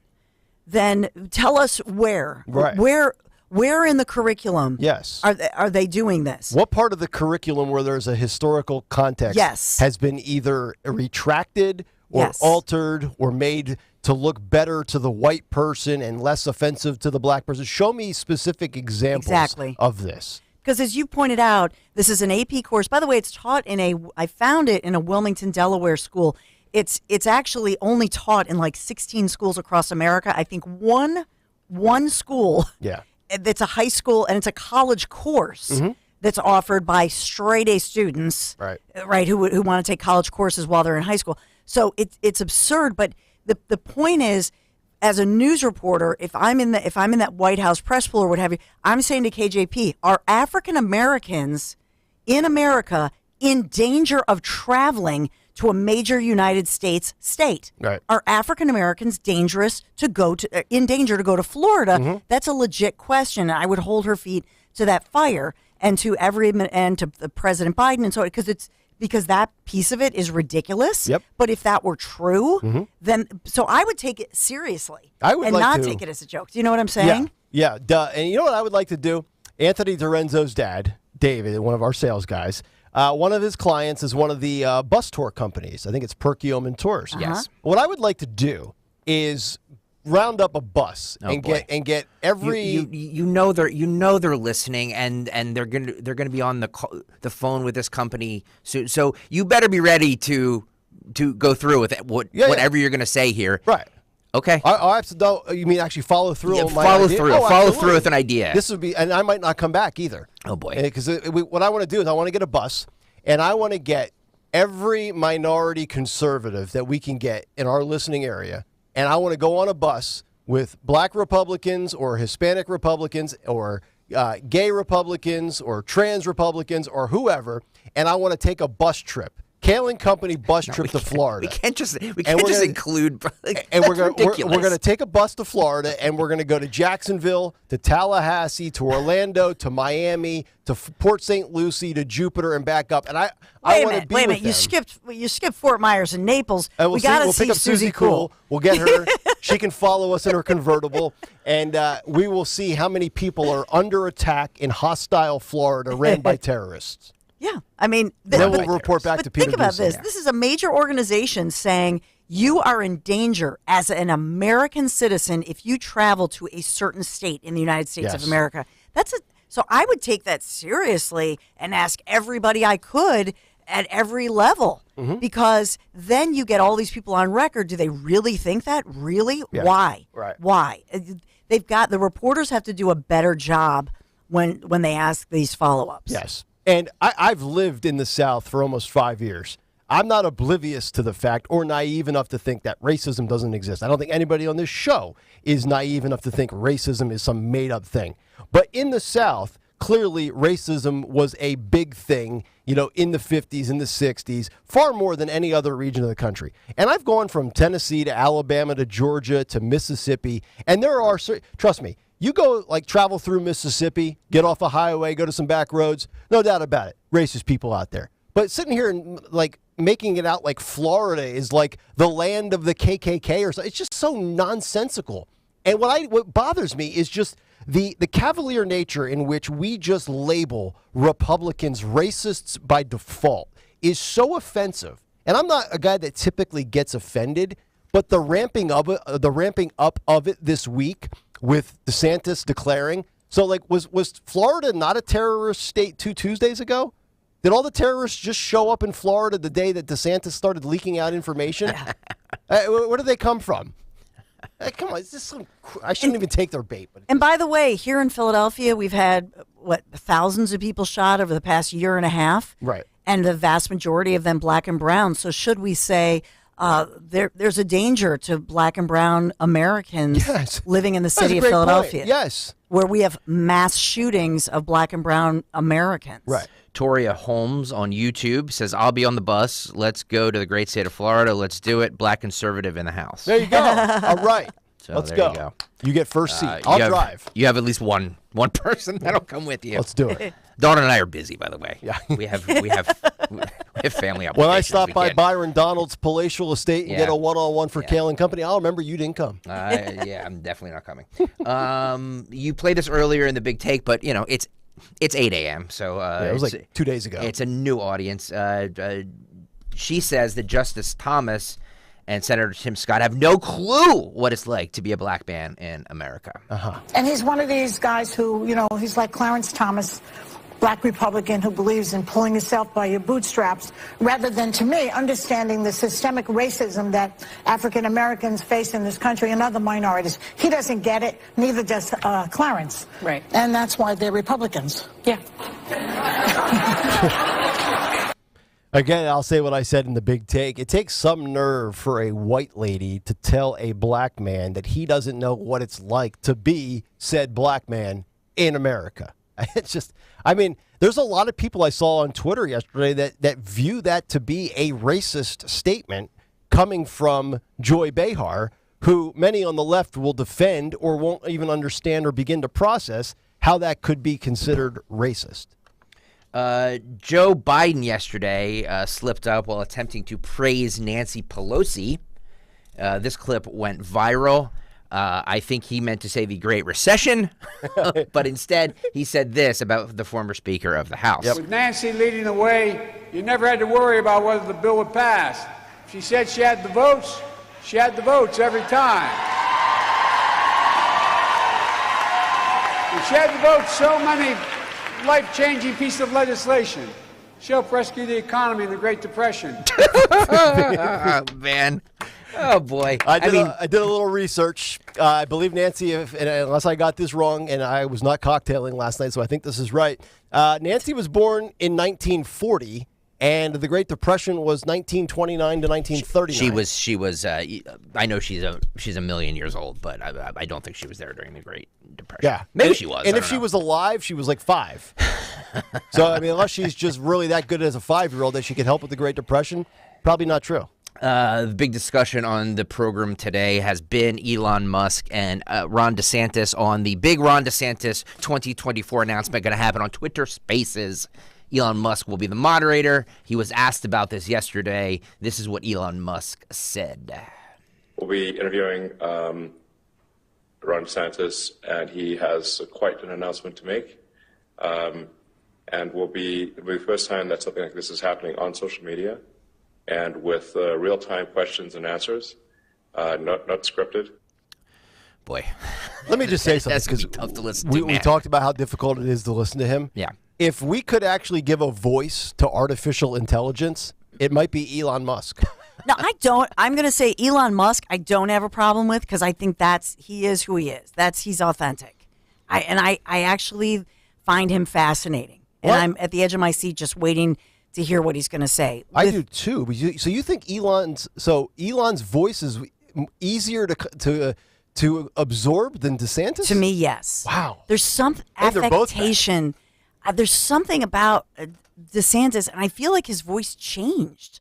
I feel like as he tries to enunciate, I feel like as somebody who was the television news anchor, and they would bring in these coaches, I feel like somebody's coaching him, and he's trying to enunciate, or he's trying to be more Trumpish or something, and I feel like there's an affect to his voice and his way of speaking that wasn't there before. Here's 2 drops of DeSantis. Wouldn't you like to know? And then we have this one. Florida is where woke goes to die. But see, it's almost like, remember, Greg, help me out here. Remember when Howard Stern would make fun of because they made him say something a certain way. WNBC. Remember that with the consultants or whoever? Yes. I feel like somebody's telling DeSantis go. He didn't speak that way before. Who is the coach who's telling him this, or the consultant? To fire them. Well, I think we've played clips in the past, and I don't have them at my fingertips, but I remember pulling them. We played clips in the past where his voice has changed over time. Yeah. And the way he pronounced his last name, DeSantis. That's changed as well. Is that something to do with his ethnicity, as far as changing the way he says his last name? I mean, what's his ethnicity? Well, I think Matt DeSantis is part Italian. I think he's part Italian and part. Is Ron DeSantis part Italian and part Latino? I do not know. I got a Wikipedia. I don't know. I knew the answer before. For some reason, I'm drawing a blank on it now. But I just feel like when we talk about authenticity, it's inauthentic. There's something about it that changed that feels, there is this coached up consulting element to him, I think. That wasn't there before, though. And then also throw in, and look, you do what you want with your body. But remember when he was getting labeled as Meatball Ron? Yep. And then all of a sudden he started losing weight real quickly. Mm-hmm. And people said he was on that diabetic drug. It affects him. When he's criticized about stuff, it affects him. He's way a little more than soft. Yeah, way more than it affects Trump. Yes. Let me see here. We'll keep going. But I want to say DeSantis is either Italian or he's got some... It doesn't matter. Okay. It doesn't matter. I'll find it. The internet's never wrong. NBC News, after this announcement, reported this on why Elon Musk is doing this.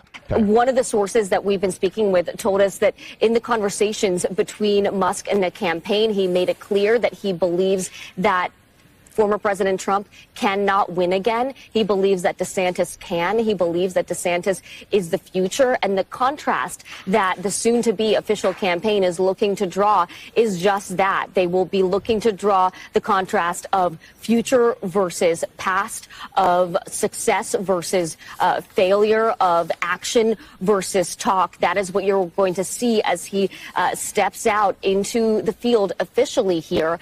So is there an ulterior motive for Elon Musk doing this with Ron DeSantis? Sure, because he gets a publicity bump, I think. Oh, of course. And that's what he's about. That's his motivation. But, of course, MSNBC portraying this as if, Trump is some sort of failure. Let's not forget, Trump in 2016 got 62 million in the popular vote. He went up in 2020 to 74 million. He had a 12 million vote increase. And oh, by the way, they never want to talk about his successful policy. So you can try to portray this as the future versus the past.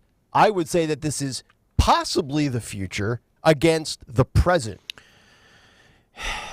I think people look. I'm just saying. I'm reading the tea leaves here. I don't say I agree with this, but I think people look at this as establishment versus non-establishment. Trump being the non-establishment, DeSantis being establishment. That's fair. Right. I mean, because when you put Trump up against anybody, the other guy's always going to be the establishment. Unless the other guy's Elon Musk and Elon Musk decides to run all of a sudden, it's always going to be Trump versus the establishment. But to Greg's point and to your point as well, Nick, where is DeSantis going with all of this legislation? That's where Nikki Haley and Trump have gone after DeSantis. DeSantis he could have at his news conference said, "Hey, this AP course, this is one high school in Florida, and this is a pilot program in the country." He could have said that, and he could have sounded like a more reason, like, people don't know that, but he didn't. He doubled down on things, and the same thing with the so-called book ban or "Don't Say Gay." Right. He hyped it up because he wants that political rhetoric. So why are you getting into the weeds with this? Because you're not winning with people who are Democrats or those progressives. So why go there? With Disney is, they've outsmarted DeSantis They have. at this point. Yeah. And so it's And not a good look. They made that announcement last week, too, Yes. that they took that $1 billion investment or building that they were going to put there, and they're not going to. Does his fight and his battle in general against Disney dispel to some notion that he is establishment? Because if you're establishment, you don't challenge Disney, right? Not just even establishment. First of all, to your point about being a career politician, DeSantis, the answer for him is to legislate more. Yeah. That ultimately does not go over well with conservatives who want less government, smaller government, number one. And number two, I just think DeSantis, at the end of the day, does not know the art of the deal. Mm-hmm. And so Trump, that's totally fair, yeah. right? And that's the name of Trump's book. So Trump would say, and I think at some point he put this out there on Truth Social or maybe in an interview somewhere, so forgive me, I can't remember. But somebody said along the way here that Trump would have, at some point with Disney, it was about the art of the deal. He won the first battle, now go to the negotiation table. Right. DeSantis doubled down and tripled down on everything, and ultimately, to Greg's point last week, boom, Disney got the better of him. So DeSantis did have an opportunity there to say, look, we got you. Let's sit down and negotiate all of these, this tax situation. We can't let you go tax exempt, blah, blah, blah. But he didn't. He is Italian-American for what it's worth from the internet. And if I was advised, like, here's the thing as he battles Trump, and, he's got some of that combativeness like Trump has, but not without he really lacks the true charisma and flair that Trump has. Like, he can't be Trump on a microphone. He can't be Trump at a rally. He can't do the business stuff with the art of the deal like Trump has. But if I was advising DeSantis, I would say, dude, this is what you got to do. You need to tout up your successes and with your policies in Florida. Best education for a state in the entire country. You've been great with kids. You've been fighting back against the culture wars, the gender identity, the surgeries, the trans thing, the pronouns, the amount of people that are coming to your state. And then also, too, playing up the fact that you're a former member of the military, right? Like, you fought for your country the whole bit. Now, some of it, I think, works against him. Yeah. I don't hold it against him that he's a Harvard law grad, but some people say, oh, Harvard. Harvard. You're yes. like, well, Trump graduated Wharton School. He also graduated from Ivy League Trump didn't school. go to Bucks County Community College either. Ryan on YouTube on the Kayal Company community chat community, I forget what we're calling it, says small government, yes, but not at the expense of our ideals. DeSantis played offense, and I respect that. I'm still voting Trump, though. Yeah. So that's a fair point. Yeah. I think a lot of people say, ideally, give me Trump for 4 years, DeSantis for 8, and maybe even throw in DeSantis as the VP right now. But that's in the perfect world. DeSantis, for the first time, starting today, is on the big stage. Yeah. So welcome to the big stage. It's a tougher space, and everybody is going to. I mean, look at us. For the first time, I'm really saying his voice or his look or he lost weight. This is what happens. Yeah. So when you're you're governor, under a microscope. Yeah, you're when you're the governor, you're the Florida governor. Everybody loves you. Now all of a sudden you're in this different space. You're right. The one weapon he has, and we saw his wife Casey DeSantis, putting that out. Basically, I give Casey DeSantis the credit. She really launched her husband's presidential campaign. She is a strength for him. People love her. Not according to Politico. Oh, Politico did a hit I know, piece. but we'll talk about that. But that tomorrow. helps her too. But she's a breast cancer survivor, mommy, young kids. Yep. They have youth going for them. He's 44. So I just think play to your strengths. And DeSantis, we talked. DeSantis, much like our Dylan Covey, we talked about our Phil's pitcher making his big debut. He had, the first two batters he had to get settled in, and then he has to catch his stride. DeSantis, we will see. I think we're all watching on the conservative side, and as well, will DeSantis catch on? Will he attract some of those libertarians, or like you said, military? How does he do in this space? To your point too about the baseball analogy, DeSantis is stepping in the batter's box, and he's not facing a middle reliever that's a career journeyman. He's stepping into the batter's box against Trump, and Trump's on the Hill, and he's a heavy hitter, and Trump will throw high and tight at your head, and he will throw a 98-mile-an-hour fastball. That's not the best debut to make against that kind of pitcher. Timothy T on YouTube says, I'm taking PTO for all the debates. Primetime TV. Can't wait. Do you think these two will debate? I don't think Trump is going to debate. I really don't think there's nothing to gain for him to debate DeSantis. None. It's coming up in August. Trump's already flirted with the idea of skipping it. I don't know that he can actually have the discipline to avoid that. Like, I think the competitive streak in Trump is, I'm going to go out there and crush the sanctimonious. And all he needs to do is do one. Because once he plays whack-a-mole with DeSantis and the national narrative, or at least in the Republican side of things, because the national narrative will be, look at these two racists up there. But within our community, if the majority opinion is, dude, Trump just crushed DeSantis, Trump will never have to do another one again. DeSantis gets one shot. But it's not going to be just Trump, I know. DeSantis, and that's where if Chris Christie gets on that, who else is on that stage? Yeah. And we know that a Chris Christie is that guy who will help you take somebody out. So Chris Christie now goes to DeSantis and is making deals and says, hey, make me your Secretary of State or whatever, and I know how to get under Trump's skin, and I'm going to be that detractor who helps, shove out Trump so that President DeSantis can put me in a position. And here's the catch-22, the difficult situation for DeSantis when it comes to, debates with Trump in regards to all the criminal prosecutions going after Trump. If he goes out there and defends Trump and saying it's a persecution, it's a witch hunt, he garners points with Trump's base, but he also shoots himself in the foot against the guy he's competing against. Whereas if he does not defend Trump in that regard, it's a competitive thing. You want to beat Trump, but you run the risk of losing some of that Trump base when 2028 comes around. Now, I think ultimately cooler heads within the Trump base as far as support will say, you know what? I didn't like that. I should probably still vote DeSantis in 28 because the alternative is a Democrat. So you kind of have to keep that in perspective.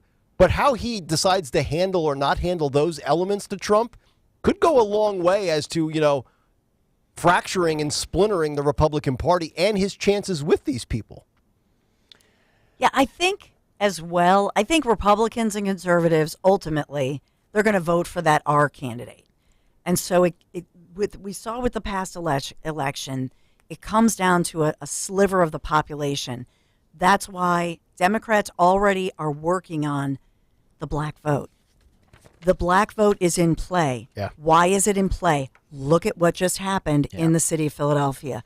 Look at Sherrell Parker. Look at our mayoral election where African Americans are not, they're done with woke, right? African Americans who, by and large, pushed back on the vaccine. They looked like geniuses across the country. They were the one community who said, we're not going to trust this whole vaccine situation, the mandates, etc. I feel that the black and brown vote is in play. That's why we see the NAACP shamelessly spreading fear and saying what they've said. And that's horrifying to me. And Joe Biden's numbers within the black community have plummeted. Yes. Right? And so Democrats know they're in trouble because if Republicans can get more of the black vote, feeling like they're taken for granted by Democrats and by Biden, watch out. Yep. And so who gets that vote? And that's why we're seeing this. There's still an issue at the southern border. I'm sure you guys are aware of that. Yes, terrorists. But asking KJP about that, this is cut 9 in the back there, boys. How's it going? This is what KJP said. Since our plan went into full effect, just about almost 2 weeks ago, 10 days ago. And so that's because we put a plan in place that dealt with diplomacy, deterrence, and enforcement. That's what we did. And that's what you're seeing once our plan took in effect. You actually saw numbers of unlawful border crossings plummet. And so that is important because the actions that we've put forward is actually working. I have my doubts, but it's actually working, guys. I have my doubts, but I will say this from a media coverage standpoint, for the last 4 or 5 days, I haven't seen, and I mostly watch Fox, but I will put on some other stuff just to see what the other slant and narrative is. I haven't seen much, post Title 42 border coverage on any outlets, and I've been looking for it. I haven't seen much of it. I don't know what that means. I don't know if that's the answer that you want to hear, but I'd be willing to bet it's still a major issue, but it's not getting the coverage. I mean, that story's kind of gone to like page 3. Mm-hmm. It's really odd, even from the Fox side of things as far as coverage. Yeah, it has kind of taken a back seat, and actually no, because yesterday these GOP representatives held a press conference demanding new action on the fentanyl crisis. This is Representative Brad Wenstrup. Yep. Talking about the fentanyl that is crossing illegally into our country and what we need to do about it and how we need to declare it is actually the point of this. This is cut 5. I can tell you that as a representative, as a soldier, and as a doctor, that I consider illicit fentanyl to be a weapon of mass destruction. Wow. A huge danger to America. You've heard the numbers. You've heard the analogy. If a plane dropped every day, would we just be sitting around doing nothing and not talking about it? Would the president be not talking about that? But that's what we have. And right now, between ages of 18 to 45, it is the #1 cause of death. It is so destructive, these overdoses, and most of it illicit fentanyl. #1 cause of death between 18 to 45-year-olds, fentanyl, not COVID. Mm-hmm. Let that sink in and then think about media coverage. All we hear, for so long is COVID death rate. Like, more people are dying from, and, he says weapon of mass destruction. I'm not going to call it that, but I will call it this. It is a poison. It's more than just a drug. And a lot of times you've got people that don't even know they're taking it, and they die accidentally. That's the biggest problem. That's correct. That's the biggest problem. Yeah. And, going back to what the president said when he said that white supremacy is the biggest terroristic threat to our country, you could argue that actually fentanyl is, yes. and it all has to do with the border policy that's happening right now because it's coming into the country. And it's not just Mexico, it's China. I mean, how many times have we seen in the last 10 to 14 days some of the people that have come across the border that have been apprehended that were on a terror watch list? Yeah, as well. Yeah, it's a big problem, and I am glad that that these representatives are trying to address it. I just don't know what the answer is, because you can say, all right, close the borders or there be more, make them more secure, but will that stop it? I don't know, because it's being developed in China, and it's coming over from the Mexican border. Yep. And they've got to worry about the ports of entry. So I think this is a national emergency, and I think this goes to our national security. Yeah. When we have this many Americans. Why not send the military down there?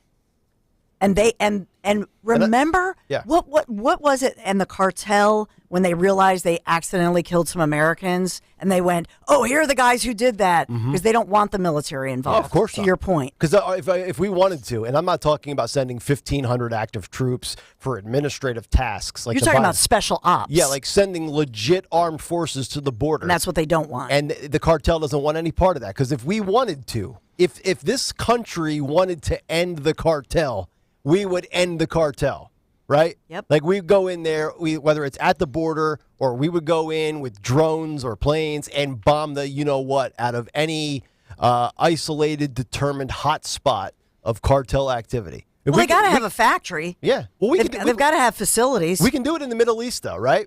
Like, we could go over there and bomb things in Iraq and Afghanistan and Syria and go boom. But, boy, when it comes to the cartel, well, we don't want to accidentally kill any of the Mexican government. They don't even want to declare them a terroristic threat. No. So why is that?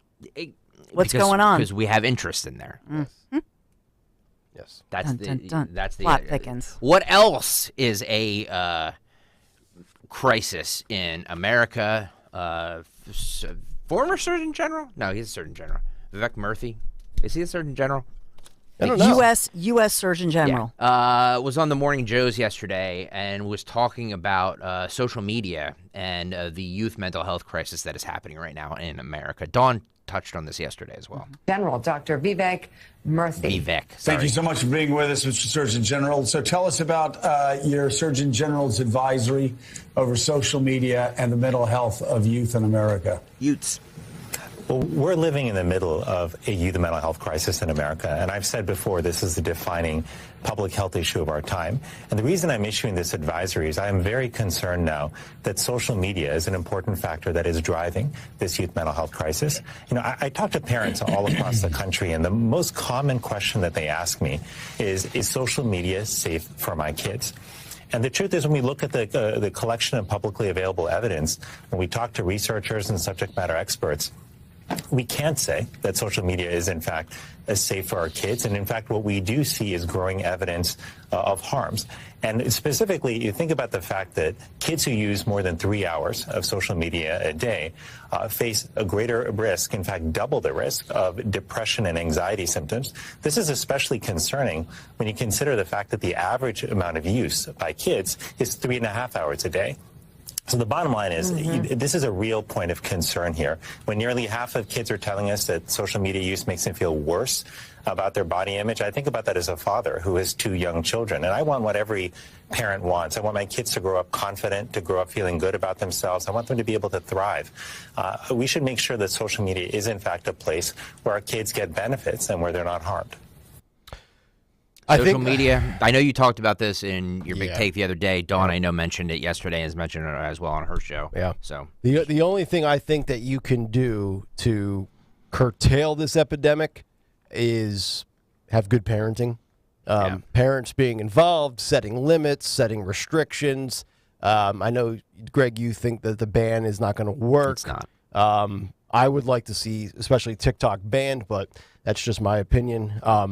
No, you got to have limits. I mean, if the average kid's spending 3.5, 5 hours a day on that thing, which, by the way, I got notified that my average screen time yesterday was 7 hours and 19 minutes. Oh, for God's sake. So, because you're using it for work the entire time, too, though. Yeah, that's it, Dawn. Right. That's it. Make excuses for him. But, you know. Enabling. At least you're enabling. I'm an adult with mental health problems, but that's my problem. That's absolutely true. So, but for as far as the kids go, you just gotta put limits on it, man. I'm telling you, when my kids get up here in a couple of weeks, if they think they're gonna sit on the couch in July and just zone out swiping, they're not. They're in dancing. That's what Daddy's gonna do. Oh, I'm gonna videotape this for the show. Stop. That's it. Phones away. Let's go. They're in dancing. They're good girls. No, to me, I think this is good for the U.S. Surgeon General to come out and say this. However, I just have to wonder if they're trying to mitigate a little bit, blaming social media for the mental health crisis rather than acknowledge the big picture, which is, why did social media use get supersized?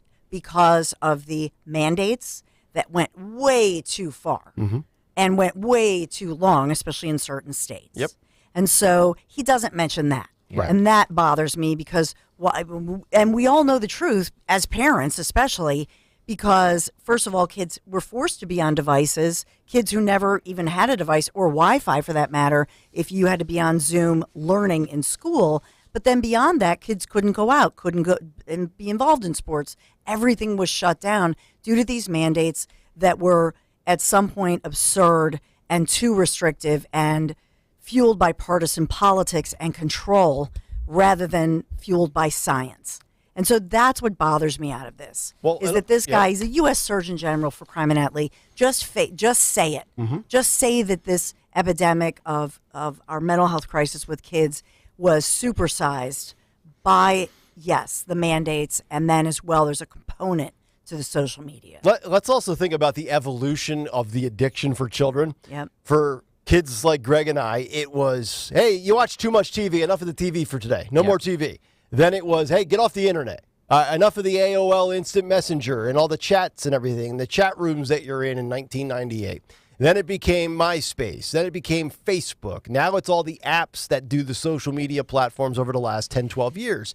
And then to your point, 2020 comes and it just gets pushed into overdrive, right? It's like social media on steroids because you were told you can't leave your house. But think about the one thing you did not mention, and that's during the lifetime of my boys, the smartphone. Yep. So Michael and David don't know, kids born, after 2004, they don't know what life is like without a screen that you can touch and that reacts. And people even will joke if they have an old school TV and you'll see a toddler, Dylan Stalker, Greg Stalker's child's age, go to touch the screen and it doesn't do anything. Yeah. Think about that. Yeah. You have this new generation coming up, and it's all about the smartphone that you can talk to, that interacts, that listens. And then you go with now all of Meta and everything that's happening, the technology.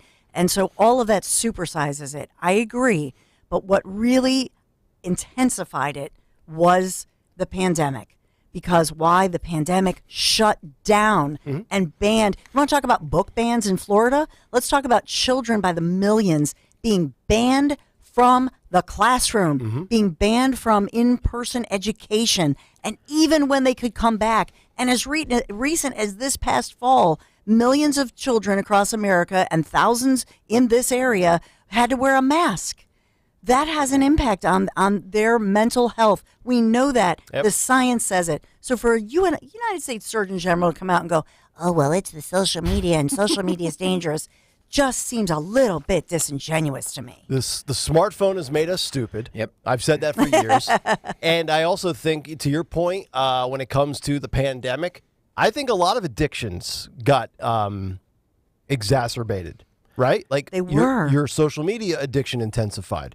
If you drank 2 drinks a day, you drank 3 all of a sudden. If you smoked weed you did that more. Like, and we all you couldn't do anything. And we all have friends and relatives, right, who went to their group therapy. Think about, to your point, Nick, about addictions. And now think about the fentanyl crisis. So all those people who were going to, whether it was for alcohol or drugs or chemical dependency prescription, or for people who were battling weight issues, let's say, and had lost the weight and went to the gym. And we know gyms, working out, yoga classes, all that stuff helps people who have addictions. They were banned from all of that. Let's talk about the social. This is the last clip I'm going to play. Let's talk about the social media issues and the mental health issues of children. This is a trans-identifying man on TikTok bragging to viewers that after ingesting a cocktail of drugs, he has successfully begun producing a milk-like substance from his breasts, and that he hopes someday he will be breastfeeding his youngest child. Are you guys ready for this? Yes. Dawn, hold on to your boobies. Because this dude is about to put you out of business. Okay. I can actually make milk now, regardless of if you're AMAB or AFAB. You are usually born with like mammary glands, breasts, milk ducts, all the things that you would need to be able to lactate. There is some like breast development associated with estrogen and progesterone, which... By the way, if you're watching right now on YouTube, you can see the video that we're playing. But for those of you who are not, which is the majority of you, he has purple hair, glasses. Well, the purple hair is a dead giveaway. It's a very... Nose ring? No. Okay. Looks like a dude. Right. That's what I'm saying. Okay. But you can check it out, YouTube, youtube.com/@1210WPHT. We continue. Further develops those milk ducts, but it's really just a hormonal process. You're trying to hormonally mimic birth and pregnancy, and this induces lactation. You'll take medicine which raises your prolactin levels, that's the hormone associated with milking, and you also do this process of raising your estrogen and progesterone really high, and then lowering it significantly, which simulates pregnancy levels of hormones followed by birth levels of hormones, and including the estrogen, progesterone, and prolactin. And if you start implementing a breast pumping regimen while you do that, you will start lactating. It's the exact same process that was used in a case report. They just implemented the Newman Goldfarb protocol for a trans girl, and it worked. I can also now tell you in personal experience that it works. There's been like some research that has like analyzed the actual composition, male breast milk versus female breast milk, and it was identical. It's identical, Dawn. Right. So don't worry. You're being replaced by science. It's identical. It's not like almond milk to whole milk. It's the real thing. Oh my god! You know what this reminds me of? Remember the scene with Ben Stiller and was it Meet the Fockers? And he talks about breastfeeding with the cat. Yes. Or what does he say? He goes, "I have nipples, Greg. Can you milk me?" It's about milking a cat. Where do I begin? Like, I feel like this is all you, Dawn. Like, it's like, what can I add to this conversation? James on YouTube says this video makes me regret turning off the Odyssey app and switching to YouTube. Sorry, James. I should have warned you. If you want to see the video, it was up on YouTube. If you don't, then keep it on the Odyssey app. Oh man. No, this is. Can you? We're gonna let Nick. Our kids might grow up in a world. Dawn's kids are older, but like our kids might grow up in a world where they're gonna be walking down the street and there's gonna be dudes breastfeeding. Yeah, it's like a bunch of Mrs. Doubtfires just roaming the planet. I disagree, because my teenage boys hopefully will help change this crazy situation. Hopefully. To the point that especially 3-year-old Dylan Stalker does not have to deal with this. But to a serious point, it becomes, and I know you're going to talk about what's going on at Target, and over the last weekend, there were so many moms especially who are boycotting Target. And even one mom said, I have a gift card I'm not going, I'm not using it, And she's like tormented by this. And she said, well, maybe I'll buy something online just to get rid of the gift card.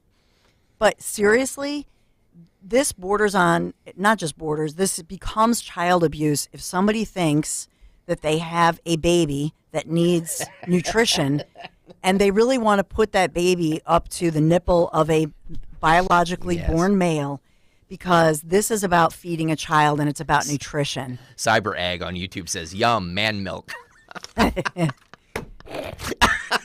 So where would you rank like real female breast milk, whole milk, half and half, 2%, 1% skim, almond soy, and then biological male breast milk? 610. We'll take your calls on the other side. But on a serious note, we are the only mammal that is willing to drink the milk of another mammal. A lot of people say we shouldn't drink cow's milk. Really? Yeah, goat's milk is actually better and closer. Oh. But if you think about the times that for people who couldn't, mommies who couldn't breastfeed their babies, breast milk is better than Pedialyte, for example. So when my boys got sick because I breastfed till they were nearly like 2, that I'll admit to, and then my husband was like, honey, when they could say, Ma, can I have lunch? Like, you got to quit. Yeah. But seriously, I never used Pedialyte because breast milk is better. Pedialyte's for dehydration. Right, but it's also something they can tolerate if they have a stomach flu. It's funny you bring up but Pedialyte. Breast milk is a miracle. It's amazing. Yeah, I never had it, but I'd love to try it. There's a poll right now up on the YouTube. Best milk, cow's milk, goat milk, or man milk. Stop. There's nothing better than mother's milk. This is wait. So you're saying Opelka should drink breast milk while we're rehydrating on the golf course?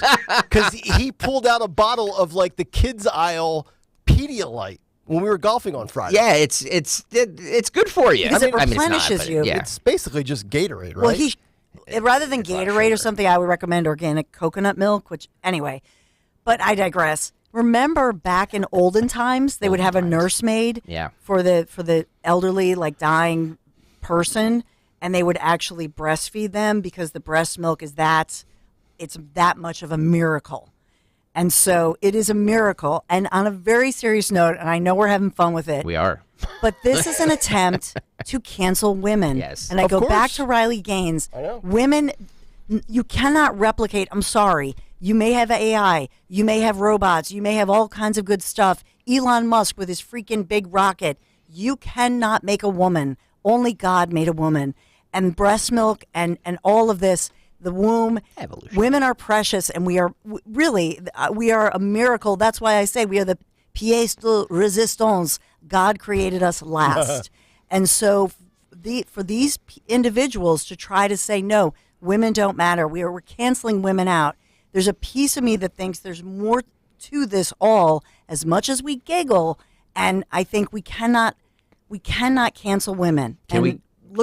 And girls. All right, have your fun. Can we get back to giggling? Go back to your giggling and your booby talk. Go ahead. Soggy Donut says. Soggy Donut. No, I'm sorry. This is Secret Squirrel. Even better. They say the man milk probably has hair in it. Then you'd have guys to have hairy nipples. Wait, which comedian? Bit hairy. Larry David. Remember the hair episode with Larry David? Yeah. Hairy milk. Oh. Ew. It's like in the Austin Powers when he drinks the coffee. He's like, it's a bit nutty. Austin, that's because it's bleep. We've gone off the rails, people. We have. I tried to. You say did. something. You did. It's canceling women, and then something about Adam and Eve creating women. Some nonsense. Sorry. Sorry. I don't know. Wait. That could be a new segment. Greg Stocker's recap. Yeah. Stocker's recant of evolution. There was an apple and a snake, and then a woman appeared. I don't know. Always blame the woman. Goes back to a Jimmy Butt. Blame the woman for taking the apple. Jeez almighty. All right. Are we done? I don't know. You're the maestro. No, boy, we went off the rails on that. I should not have waited till 8:30 to I know. play that. Why did I you? did it for I did it for a reason. Nick knows these reasons that I do things. Yep. Quarter-hour sweeps. But all right. Shh, don't say the quiet part out loud. Sorry. All right. We'll get back to talking about white supremacy and terrorists and all that other stuff on the other side. 855-839-1210.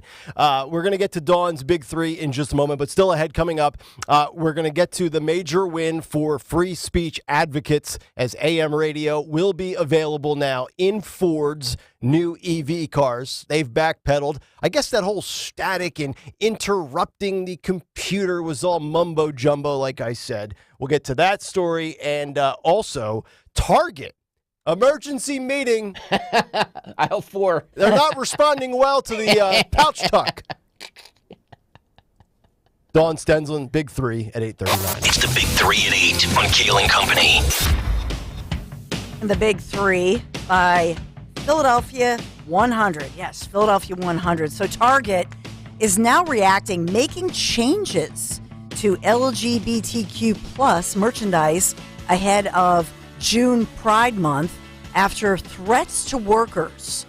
So they're having big meetings, but now they're blaming the threats and claiming that the reason that they're actually making changes is not because, moms and parents and grandparents are boycotting Target.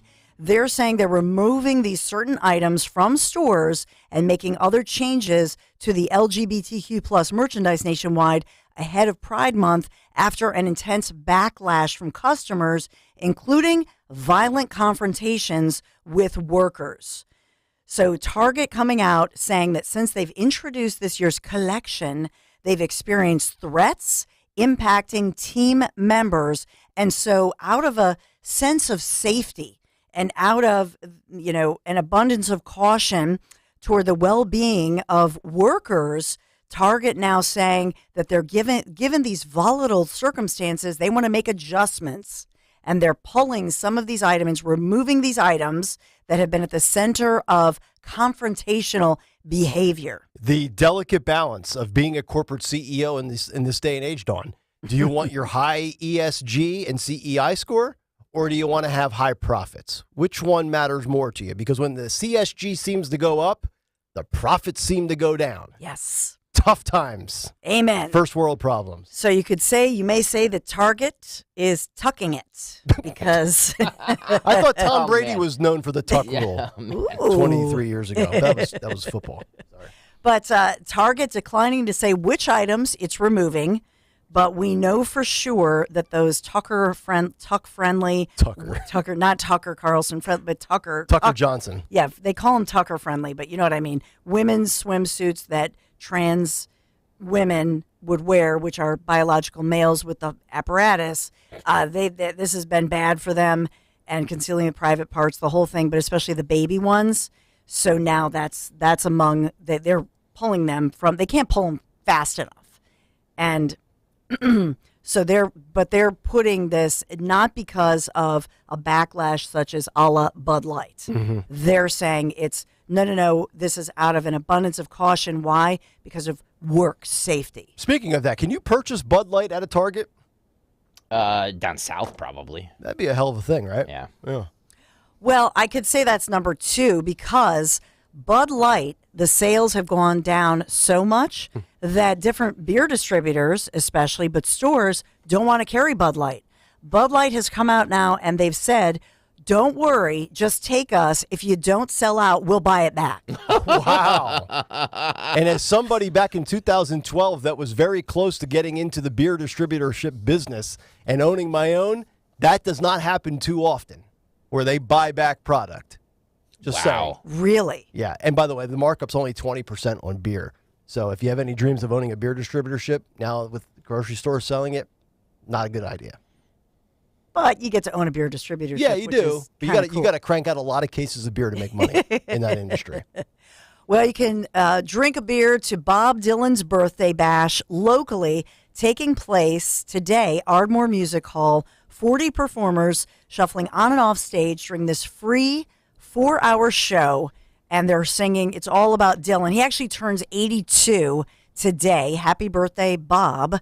And he's not expected to appear. Wouldn't that be something if he appeared? But the bash is celebrating Bob Dylan today. So a lot of fun. And this is tonight in Ardmore. Bob Dylan birthday bash. And they've been doing this for 21 years locally here in our area. So I thought I would mention that one. All right. We are sponsored by Philadelphia 100. Calling all entrepreneurs. Distinguish your company as one of the fastest growing in our region by applying for the 2023 Philadelphia 100 Award. Take the first step. Join this elite group of businesses. Apply today at Philly100.org. Philly100.org. That is our Kayal Company News Live Big 3. A W for ours when it comes to AM in EVs. How about that? Coming up next. Stay there. Hi, Philly. It's Emmett Smith again. If there's one thing I know about you folks, you're fierce competitors, tough as nails, even when it comes to pushing through aches and joint pain. But you don't have to waste that Philly grit dealing with pain anymore, thanks to QC Kinetics. Like Emmett said, hand over the pain once and for all to QC Kinetics to get relief in your knees, hips, shoulders, and back without surgery or harmful medications. They use your body's own healing properties right at the source of the nonstop pain, making you feel like yourself again. Come on now. You don't want a Dallas fella whipping up on you just because of that joint pain holding you back. Nah, this is a personal challenge for me, Emmett Smith. Take care of your business. Get relief from that pain once and for all. Challenge accepted. Go ahead. Call QC Kinetics today. Call QC Kinetics, 215-999-3000. That's 215-999-3000. 215-999-3000. You like to move it. At the United States Postal Service, we're reinventing our network to help keep your business moving. With new shipping options to deliver better value, greater flexibility to conveniently reach your customers, more confident shipping with new informed delivery features, and new electric vehicles for a cleaner, brighter future. Fast, reliable, perfectly orchestrated. The United States Postal Service, delivering for America. Learn more at USPS.com/moving forward. Attention residents, be advised. The Pennsylvania Liquor Control Board has once again increased the price of wine and spirits. We are here to help. To avoid paying this increase, shop with Total Wine & More and save up to 40%. We will continue to offer the absolute lowest prices. Visit Total Wine & More, offering the lowest prices for over 30 years and counting. Drink responsibly, be 21. If the market volatility of the past year has made you nervous about your retirement future, you're not alone. So many people are waiting for the perfect time to retire. And those folks are going to be waiting a really long time, I hate to say, because there's no perfect time. The market is always unpredictable and volatile. But that doesn't mean that it's hopeless. Jim Cipriotti has been helping people get to, through, and beyond retirement for over 20 years. And each week, he wants to help give you that freedom to retire.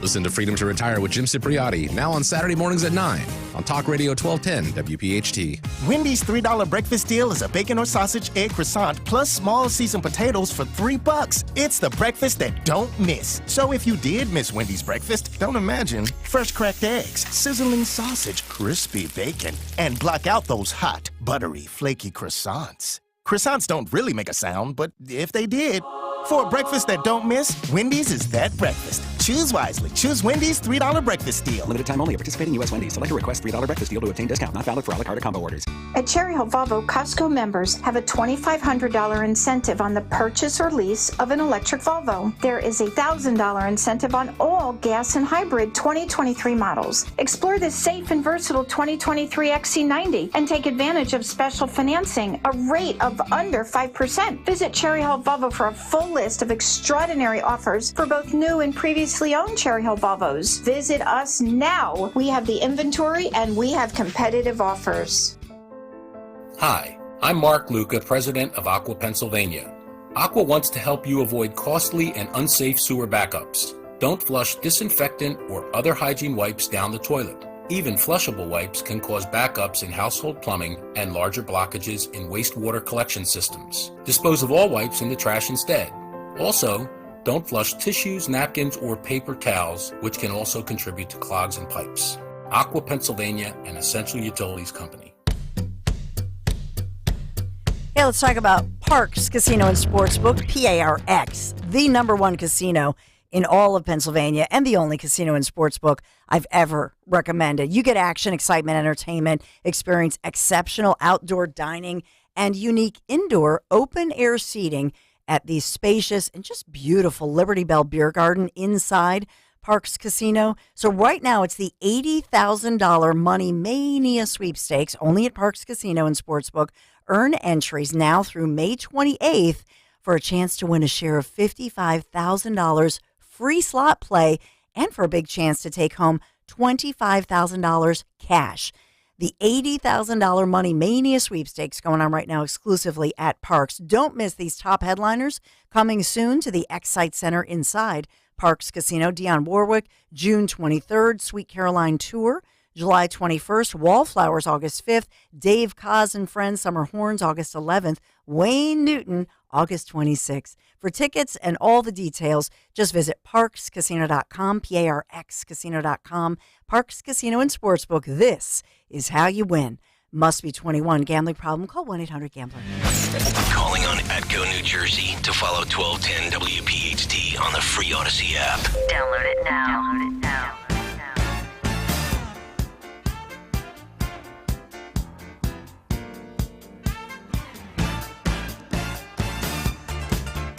8:50 Wednesday morning. Kayal Company doing what we do, hitting on all the big pertinent issues, getting sidetracked by nonsense, and cranking out award-winning radio, hopefully one day, soon.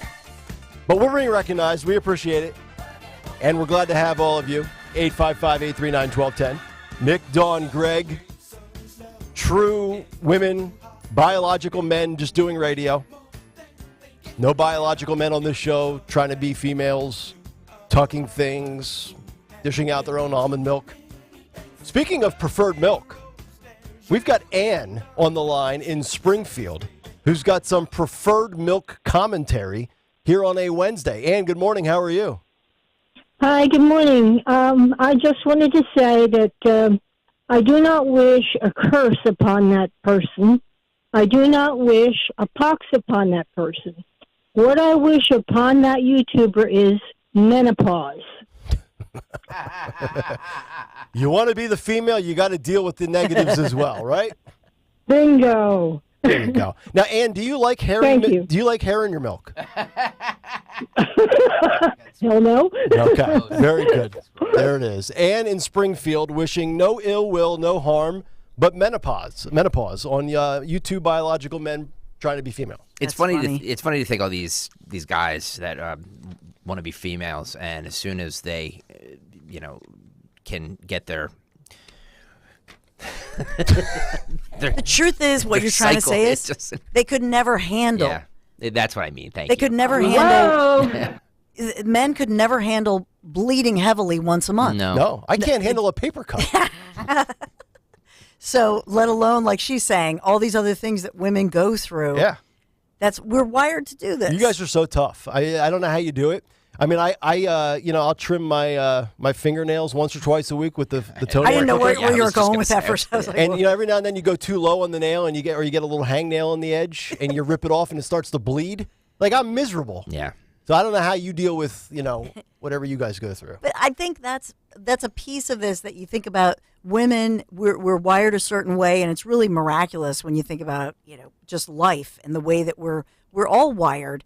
But as far as women, in a way, we're so tough and resilient. On the other hand, we can be soft and ladylike and lovely. And so with men, yeah, baby, you talk about a paper cut, yet men have gone to war and are heroes and are so tough. And so it's a beautiful mix to me. And played high school football. Yes. And I think, why are they trying to mess with this? What's going on here? And at the end of the day, it does. And Riley Gaines asked this question: why is it that they're men trying to be women? And that's why it does. There's a piece of this that's not just about the person going through something. It feels like a movement, and it does feel like there's an underlying agenda to erase the family, to erase who we are, to erase all of this. And it just, there is something in my instinct that says that this is like blasphemous. It also feels like, too, and I don't know the specific figures because CNN has yet to go to the trans tracker screen on like they used to have the COVID death charts with cases and deaths. But, if CNN starts going with the trans tracker up in the corner of your screen, which would be a brilliant idea. It would be. I'd be willing to bet most of the time that these transitions are biological men trying to become female as opposed to biological female transitioning to male. It feels like, at least from the coverage of it and the stories that we see or the stories that the mainstream talks about, it always seems 5-1 at minimum that it's the male trying to be a female as opposed to vice versa.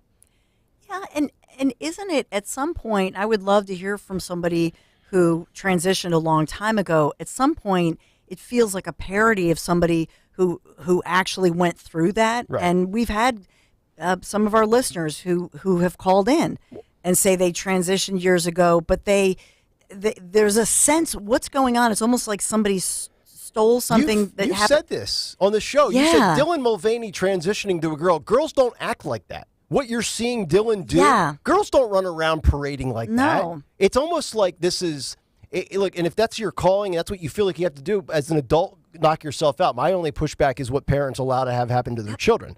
But, and I think this is where Republicans are like, I don't really care what you do. And as Dawn would say, just don't tread on me. I don't need you to advertise it to me. Go ahead and do it.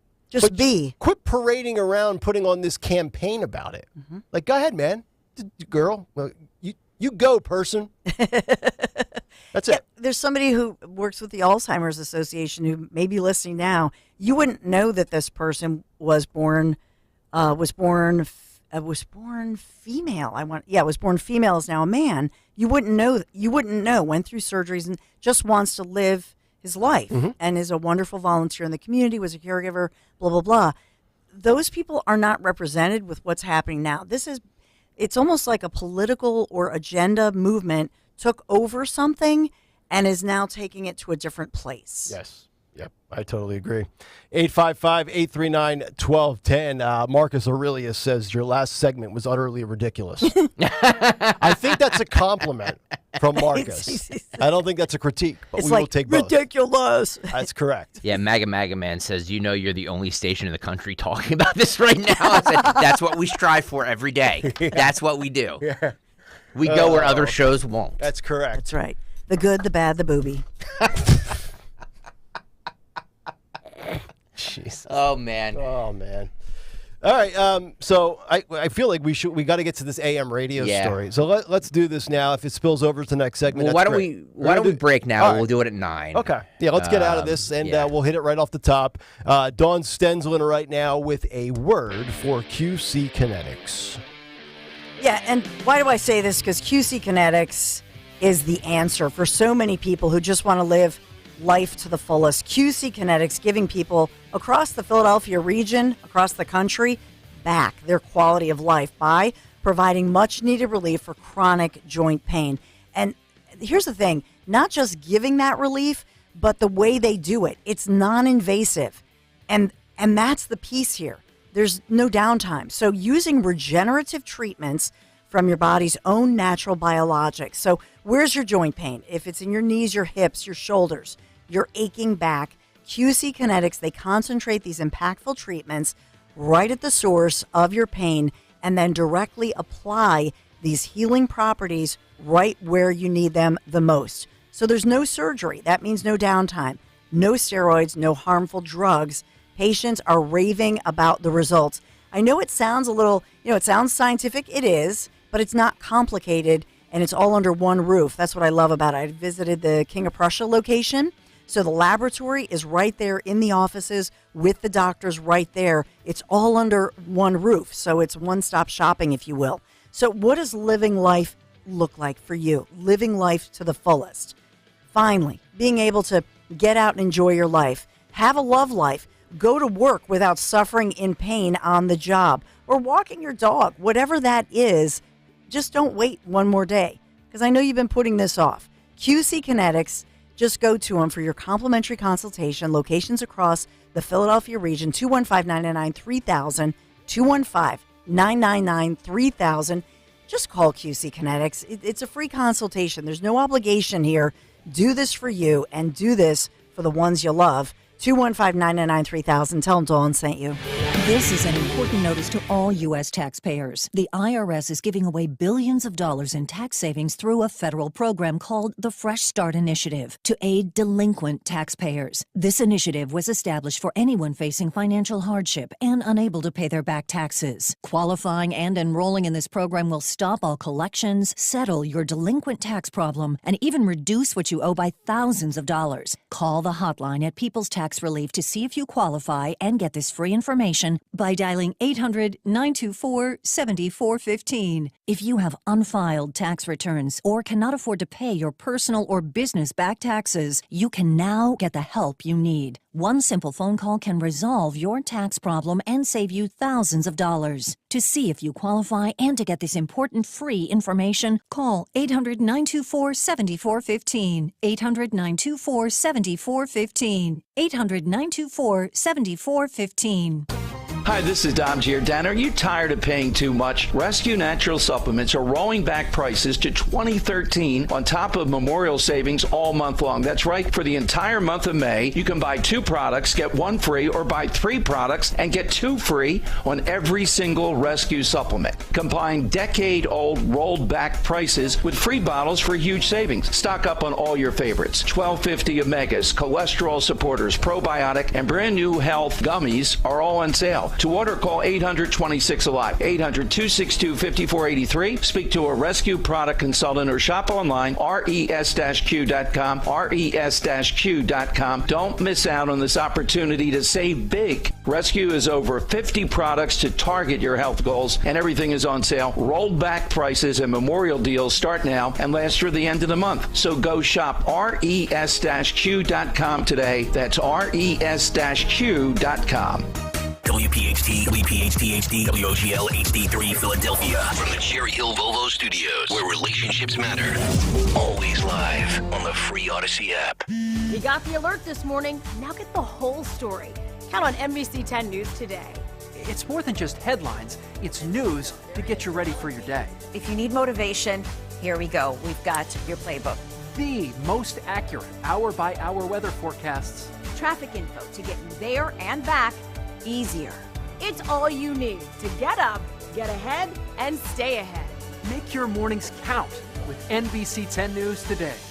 Count on it. Hey, it's Rich. Zioli, the hot summer and big electric bills that go with it are just around the corner. So this is your reminder that USA Installation's free labor offer ends on May 31st. You pay for the foam and they'll install it for free. USA has insulated over 100,000 homes. And if you're one of those previous customers, they have something special for you right now. USA wants to help your friends and neighbors get the same comfort and savings you have been enjoying. They love referrals and are going to reward you for helping them get the word out. For every new whole home installation customer that is referred by you, they will give you $500 as a thank you. 3 of your friends buy, that's $1,500. Just for telling your friends how they can save money on energy bills and keep their home more comfortable. And tell them now so they can take advantage of the free labor. If you're a new customer, referrals could pay for half of your installation. That all ends May 31st. So call them at 1-800-USA-FOAM, 1-800-USA-FOAM, or usainsulation.net.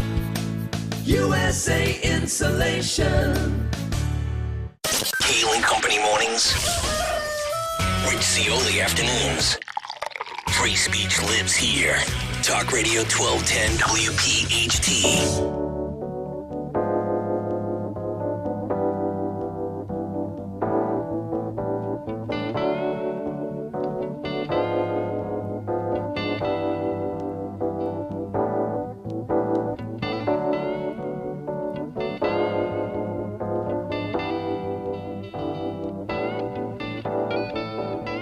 Kayal Company as we continue live here on a Wednesday morning. Talk Radio 1210 WPHT. Always live on the free Odyssey app, streaming live. If you want to watch us, youtube.com/@1210WPHT. Hit the subscribe button, like it, and follow us. 855-839-1210. Coming up at 9:20, the morning mystery movie clip. We've also got What's on the Cut Sheet Part 2, What's on Tap for the Dawn Show, and who won Twitter today. But a major win yesterday for free speech absolutists. As, yes, the story coming down. I saw this on Twitter from somebody that broke the news from, I believe it was WCBS 880 AM in New York City, that automobile manufacturer Ford is now backpedaling and will, in fact, include AM radio on future EV models. So the headline from the Associated Press saying Ford decides to keep AM radio on the 2024 models and will restore on 2 electric vehicles from 2023. Now, this is huge, and a couple of takeaways from this. And this kind of goes back to what I was saying, because we heard, and we even had somebody, I think it was on Twitter or on YouTube, that said they're a BMW service technician, and the claim of, well, it does interfere with was true. Mm-hmm. And I'm like, okay, well, he might know more than I do, but it still sounds like BS to me. So I don't know what changed specifically with Ford, but that was a BMW tech guy. Well, with Ford, it wasn't just the EVs. It was literally all of their 2024 models going forward. They were getting rid of AM radio because the rumor was that they wanted to go fully subscription-based. Mm-hmm. They want to make money off of, spend $9 a month or whatever. Yeah. You get the Apple CarPlay or whatever you have, and you can be digital. Mm-hmm. That's why, because terrestrial radio, AM and FM was free. And I think a lot of people saw this. AM was first. FM definitely was going to be next. Mm-hmm. So it's not just EVs. This was all of Ford's cars coming up in the after 2024. Yep. According to this article in the AP, sponsors of the AM for Every Vehicle Act cited public safety concerns, noting AM's historic role in transmitting vital information during emergencies, such as natural disasters, especially to rural areas. Senator Edward Markey, a Democrat from Massachusetts. I'm sorry. I was Ed Markey. One of the bill's sponsors had said that 8 of 20 major automakers, including Ford, BMW, and Tesla, have pulled the ban from new vehicles. Quote, Ford's reversal reflects an overdue realization about the importance of AM radio, but to many automakers are still going the wrong direction. So kind of interesting that a Democrat would say this, of all people. But the 4 takeaways I have are, number one, this speaks to the power of conservatives, our initiatives, free speech advocates. Number 2, the science behind EV cars and static. Okay, so here's my thing. I would say Ford, great American company. Congratulations, way to go. I'd like to see this now from the other manufacturers. And oh, by the way, that includes Tesla, which we know is an Elon Musk production. So if Elon Musk values free speech like he claims that he does, and I have every reason to believe he does because he lost $22 billion just to purchase Twitter to restore free speech, and if he is as smart as we believe he is, and I think he might be one of the smartest men alive today, then I think he can figure out a way for Tesla to do this moving forward with their vehicles. It's not just AM though in Teslas. It's also satellite radio. They also don't have the capability of satellite radio. Also, let me just because there's a lot of misconceptions about this. You can plug your phone into your Tesla and listen to us on the Odyssey app, like hundreds of thousands of you do. But it's not like you have to physically plug it into the car, and then you have the wire and the phone. It's not easy. Whereas everything on a Tesla comes up on the computer screen. It would be nice if it could just be right there, but they don't have satellite radio either. So, it's not just AM for Teslas. Yes. 855-839-1210 if you have thoughts on that story. Now, also, it'll be interesting to see what the other manufacturers do, because we had Ford, Tesla, BMW, I believe Acura, and I want to say Volvo as well. And there was 3 others, because in this article, Markey says that there were 8 of the 20 major automakers.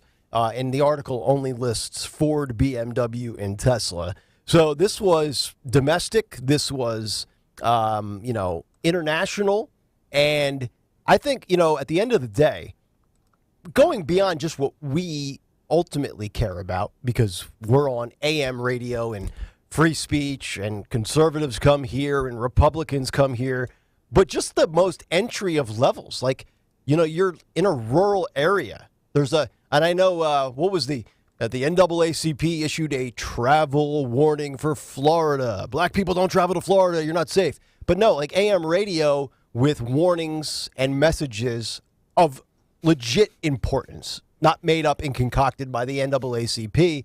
You're listening to AM radio, hurricane season, tornado, wherever you live. If you're on the coast of Florida, hurricanes. Tennessee's known for having tornadoes. Heck, we had one here a couple of months ago, right? Back in March, where it kind of blew through. Like, that stuff still matters. And I know we've had this, technological, evolution where, the young Gen Zers, I'm going to listen on an app, on a smartphone. I'm going to plug it into my car, and I'll consume it when I want. But, there's still, 40 million Americans that consume AM radio, I think is the number, on a daily basis? Yes, it's a ton. And to say that it's only the, younger people that watch on YouTube or listen on the Odyssey app, it is a misnomer. I mean, our target demo is people between the ages of 35 and 64, and the majority of that age group is on the Odyssey app and on YouTube. So, this misnomer that only the 18 to 34-year-olds can manage an app or watch us on YouTube is not the case. So, I just feel like this is such a great, look, this was big chatter in the industry here. We're like, what is going to be the future of this type of radio if slowly by slowly AM radio are out of vehicles? Because the majority of people who listen in their vehicle on their way to work or maybe at their desk. There's not a lot of home listening like there was a long time ago. The Federal Communications Commission, the FCC, and the NAB, the National Association of Broadcasters, praised this legislation, which was also backed by Ted Cruz, as well as other Republicans and Democrats. The one thing both parties can agree on. I know. It's unbelievable to me that both Ted Cruz and Ed Markey, Ted Cruz, one of the most conservative members of the Senate,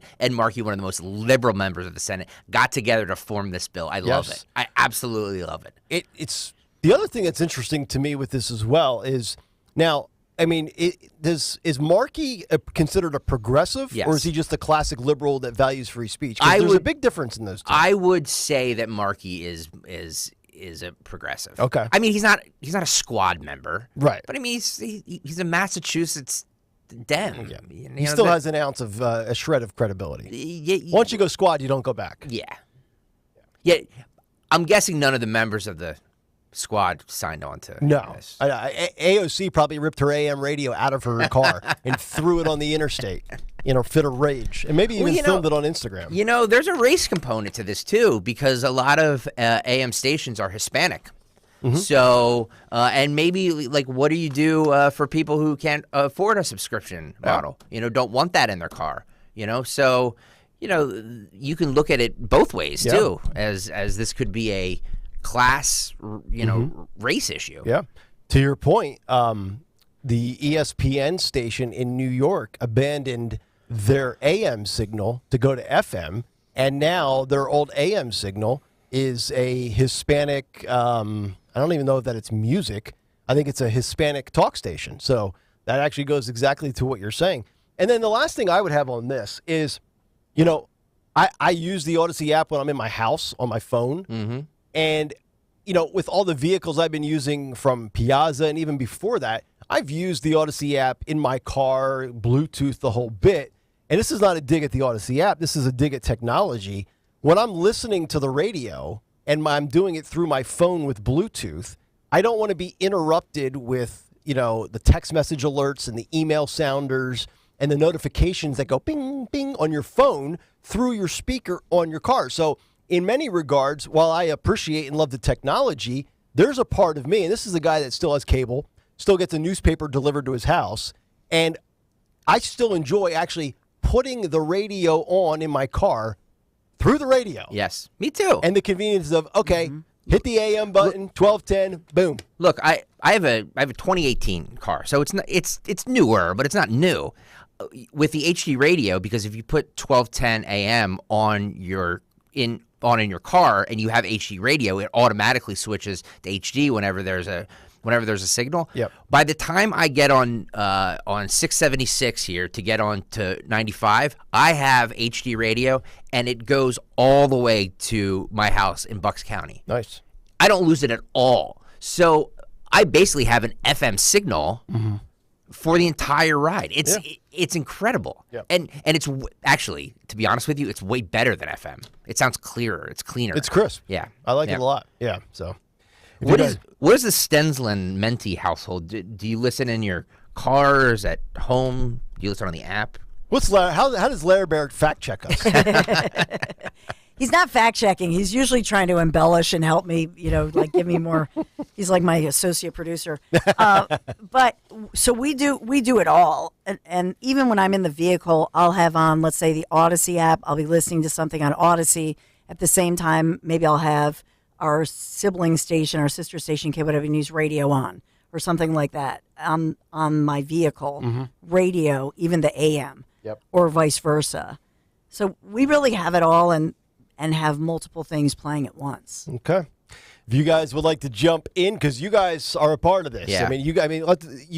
Somebody from the station yesterday retweeted this story and commented on it saying voices were heard. Yes. So yeah, it's funny because I'm always the one who poo-poos everything and is like, nothing will change, nothing will change, nothing will change. It doesn't matter. And here I am, and look, your voices were heard. You know what I mean? Like, enough, so much so that, you can credit the senators for this bill, but it's because of the listeners and the constituents of this station and others that got in the ear of these senators and said, something needs to be done about this. Yes. And they listened, and they formed this bill, and it's a great thing. And I'm guessing now that this is just the first step, and that other auto manufacturers will do the same thing. Yep. A lot of victories lately for free speech, for conservatives, for Republicans, from AM radio to Bud Light. You got the Target situation. And I think there's a big difference between cancel culture and boycotts. Yeah. And I think conservatives are showing the difference right now. And I think they're showing the effectiveness of it because, it's not like there's only a few of us out there, right? But a lot of times, and I don't mean this to be a dig at any conservative because I consider myself to be one as well, but we're too passive at times. We're too quiet. We're too laid back. We're too, respectful or maybe even defeated. But you saw the vigor behind this with Bud Light, with AM radio, and it just still goes to show you it's still an uphill fight. But we can accomplish things when we're all on the same page and we're all doing it for the same cause, the same agenda. So I think that was really good to see. Might have a big take later on that in this week. So 855-839-1210. All right, so let's get to a couple of things here quickly with Biden. Joe Biden gets low ratings once again on the economy, on guns, on immigration. Latest polling numbers coming in. Just 33%, and this is courtesy of the Associated Press, via the Associated Press NORC Center for Public Affairs Research. Joe Biden, just 33% of Americans say they approve the way he is handling the economy. So 2 out of 3 do not like it. And only 24% say national economic conditions are in good shape. 3 out of every 4 Americans are saying, no, we are not in a good spot economically. Also going on about Biden's efforts on gun policy and immigration, only 31% say they approve of Joe Biden's handling and performance of these hot button issues. And overall, 40% say they approve of the job he is doing, meaning 60% do not. Right now, we are looking at some of the lowest numbers that we have seen for the economy and some of the other categories that we just mentioned. And some of the numbers, 33%, 31%, 24%, 40% overall. I was watching something last night on Fox where these were, in these 4 categories, the lowest we have seen since Jimmy Carter. So when you hear people saying Joe Biden's the worst president of their lifetime, certainly merit to that. For somebody that's a little bit older, when they say this is the worst president we have had since Jimmy Carter, absolutely merit to that. Numbers are terrible for this guy across the board, which makes you wonder how in God's name he could possibly get reelected coming up in November of 2024. And then lastly, with the G7 and, Joe over in Japan, did you guys hear that he once again made reference to the fact that his son Beau died in Iraq? Yeah, he's done this a lot. I mean, it's like part of the Biden folklore, like fairy tale stuff. To be fair to this, I think he's referencing the fact that he believes that he got brain cancer from the burn pits while he was in Iraq. And then died months later, correct? Was it 6 months later? Was it 6 months? Maybe later. He didn't die over It was there. later. Yeah. Yeah. I think that, so in his mind, he says he thinks that the reason he died is because of that. Yeah. So therefore. But don't you think, though, I mean, in this day and age where, Biden's got so many handlers and there's a reason why he only comes out from time to time and is limited and he's scripted, don't you think somebody within the administration has said, hey, you might want to clean this up? Or, I mean, he continues to say this, and maybe in his mind at his age, that's what he thinks. But it's factually incorrect. Well, let me ask you guys a question because I didn't serve because I'm a giant P word. Same here. If you die after you serve from an injury or something while you're over in Iraq, Afghanistan, Vietnam, whatever it was, is that considered a casualty of war? The burn pits are a current issue for military veterans. Of course. So I think there are a lot of people who believe that when he served in the Iraq War. But then remember, he served as the Attorney General of Delaware from 2007 to 2015. He died at 46. Jesus. I mean, it was tragic, and all obviously it was tragic. But I think that you can connect those dots, and many people do. The question is that he keeps wording it in such a way. Oh, I know. And I've got the quote right here. He said, "My son was a major in the U.S. Army. We lost him in Iraq." I mean, he died in 2015 at Walter Reed Military National Medical Center from brain cancer, and he came home. So he suffered from these burn pits in 2008 and 2009 when he was deployed. I don't know what time he got home, whether it was 2014 or 2013, but I mean, if you die a year, 2, 4 years later, at least in my eyes, you didn't die in Iraq. You could say you died because of or from Iraq. You didn't die there or in it. I mean, I remember he traveled from Iraq for the inauguration because his dad was VP, and that would have been 2009. And then he served a short deployment, but he came back home and still served in Delaware for years. To my, I'm trying to look it up as I'm talking, but I think it was 8 years, as much right? as I remember, it wasn't that. No, it wasn't No. 8, but.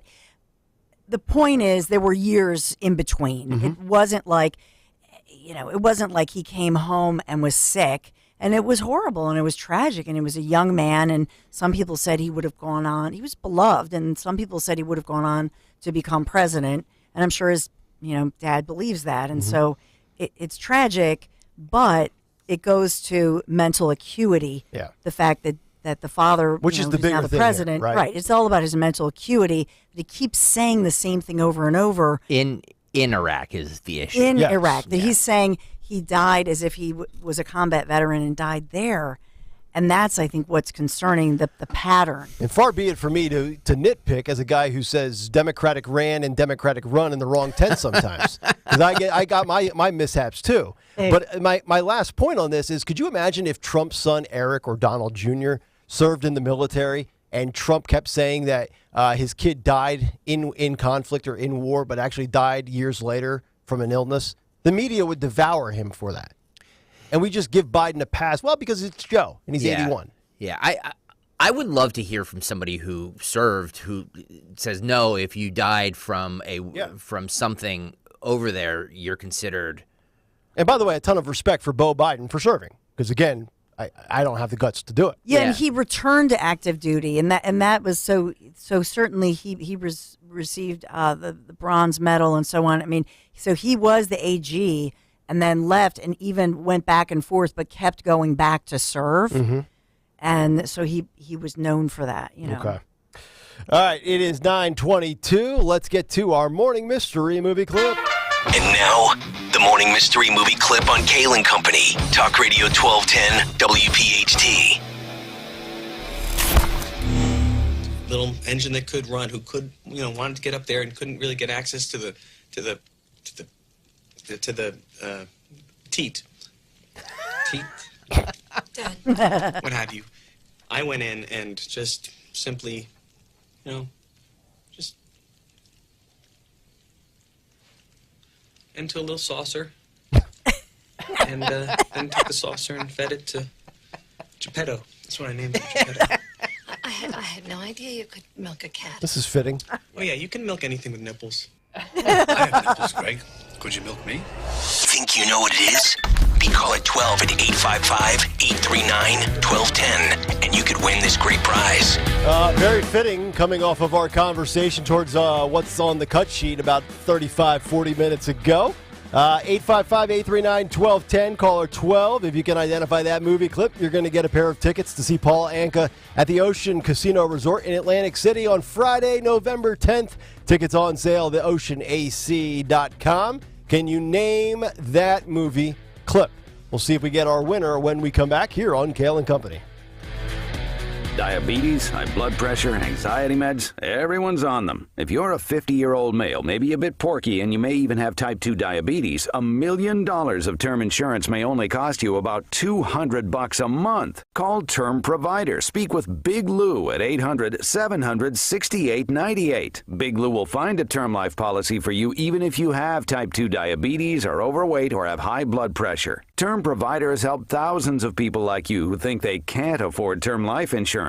To buy $1 million of affordable term life for you, all you need to do is call Big Lou at 800-700-6898. Lou will make sure the scales are tipped in your favor. Call 800-700-6898. Big Lou will answer your call and work to fit you into a term life policy that you can afford. Remember, Big Lou's like you. He's on meds, too. Call 800-700-6898. 800-700-6898. Warmer weather will be here soon. Don't be that guy with the shirt on in the pool this summer. You can lose that winter fat quickly since it only takes 40 days to shed a contractually guaranteed 20 to 40 pounds with NJ Diet. Their program uses hair, saliva, and bioenergetic scans to personalize natural formulas and supplements to help you lose the weight. Then DNA info is used to help you keep it off. No shots, no hormones, no surgery, and no prepackaged foods. Call 855-5NJ-DIET or visit njdiet.com. Hi, it's Rich. Zioli, do you have water in your property, soggy yard, sinking hardscape, pool liner floating? Garden State Earthworks is your drainage solution. 856-848-4444 or gardenstateearthworks.com. Chronic pain, cancer, fatigue. Find out about the benefits of medical hydration therapy on Health Watch with Dr. Molly Fantasia every Sunday morning at 8 on Talk Radio 1210 WPHT. Millerline has has high hopes for the Phillies this season. So catch every game at Autobahn Ale House in Autobahn with a $3 Miller Lite Draft Special. The Ale House features an extensive pub menu featuring the best wings in the area, from mild to feasting to sweet desert heat. The Ale House also features 12 rotating craft beer taps and a beer-to-go store. So enjoy every Phil's game at Autobahn Ale House. Autobahn Ale House, proud partner of WIP's High Hopes Pod with James Seltzer and Jack Fritz. It's Miller time, Phillies fans. Celebrate responsibly.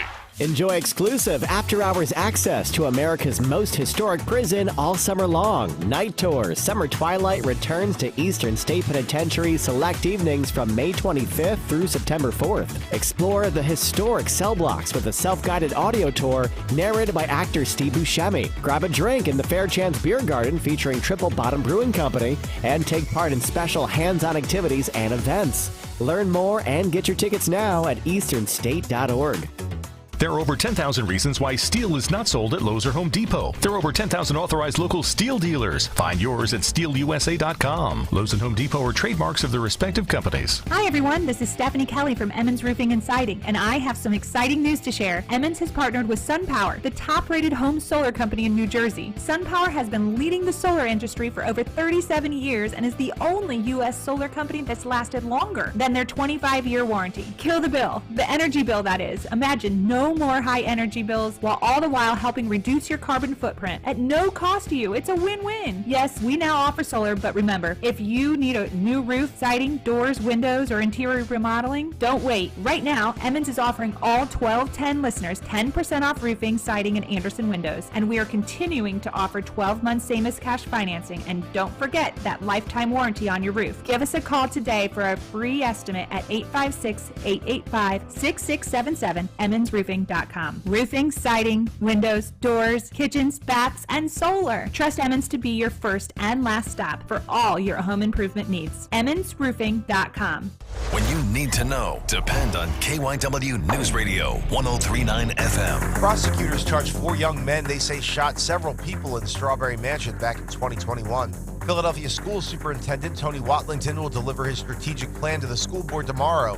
Florida Governor Ron DeSantis is set to announce his presidential run in a Twitter chat with Elon Musk tonight. Get the latest anytime on KYW News Radio. Now on Crystal Clear 103.9 FM. You've never needed us more. Phillies baseball is in full swing. It's a 3-run home run for Alec Bohm and a 6 RBI night. With the free Odyssey app, local fans can listen live all summer long, whether you're at the grill or at the pool. The ball bobbled. The Phillies win. Bryson Stott has won it. Phillies baseball. Phillies announcers. Streaming live on the free Odyssey app. AUDACY. Get in the game and download it today. Hey, Ben Salem, tell your smart speaker play 1210 WPHT.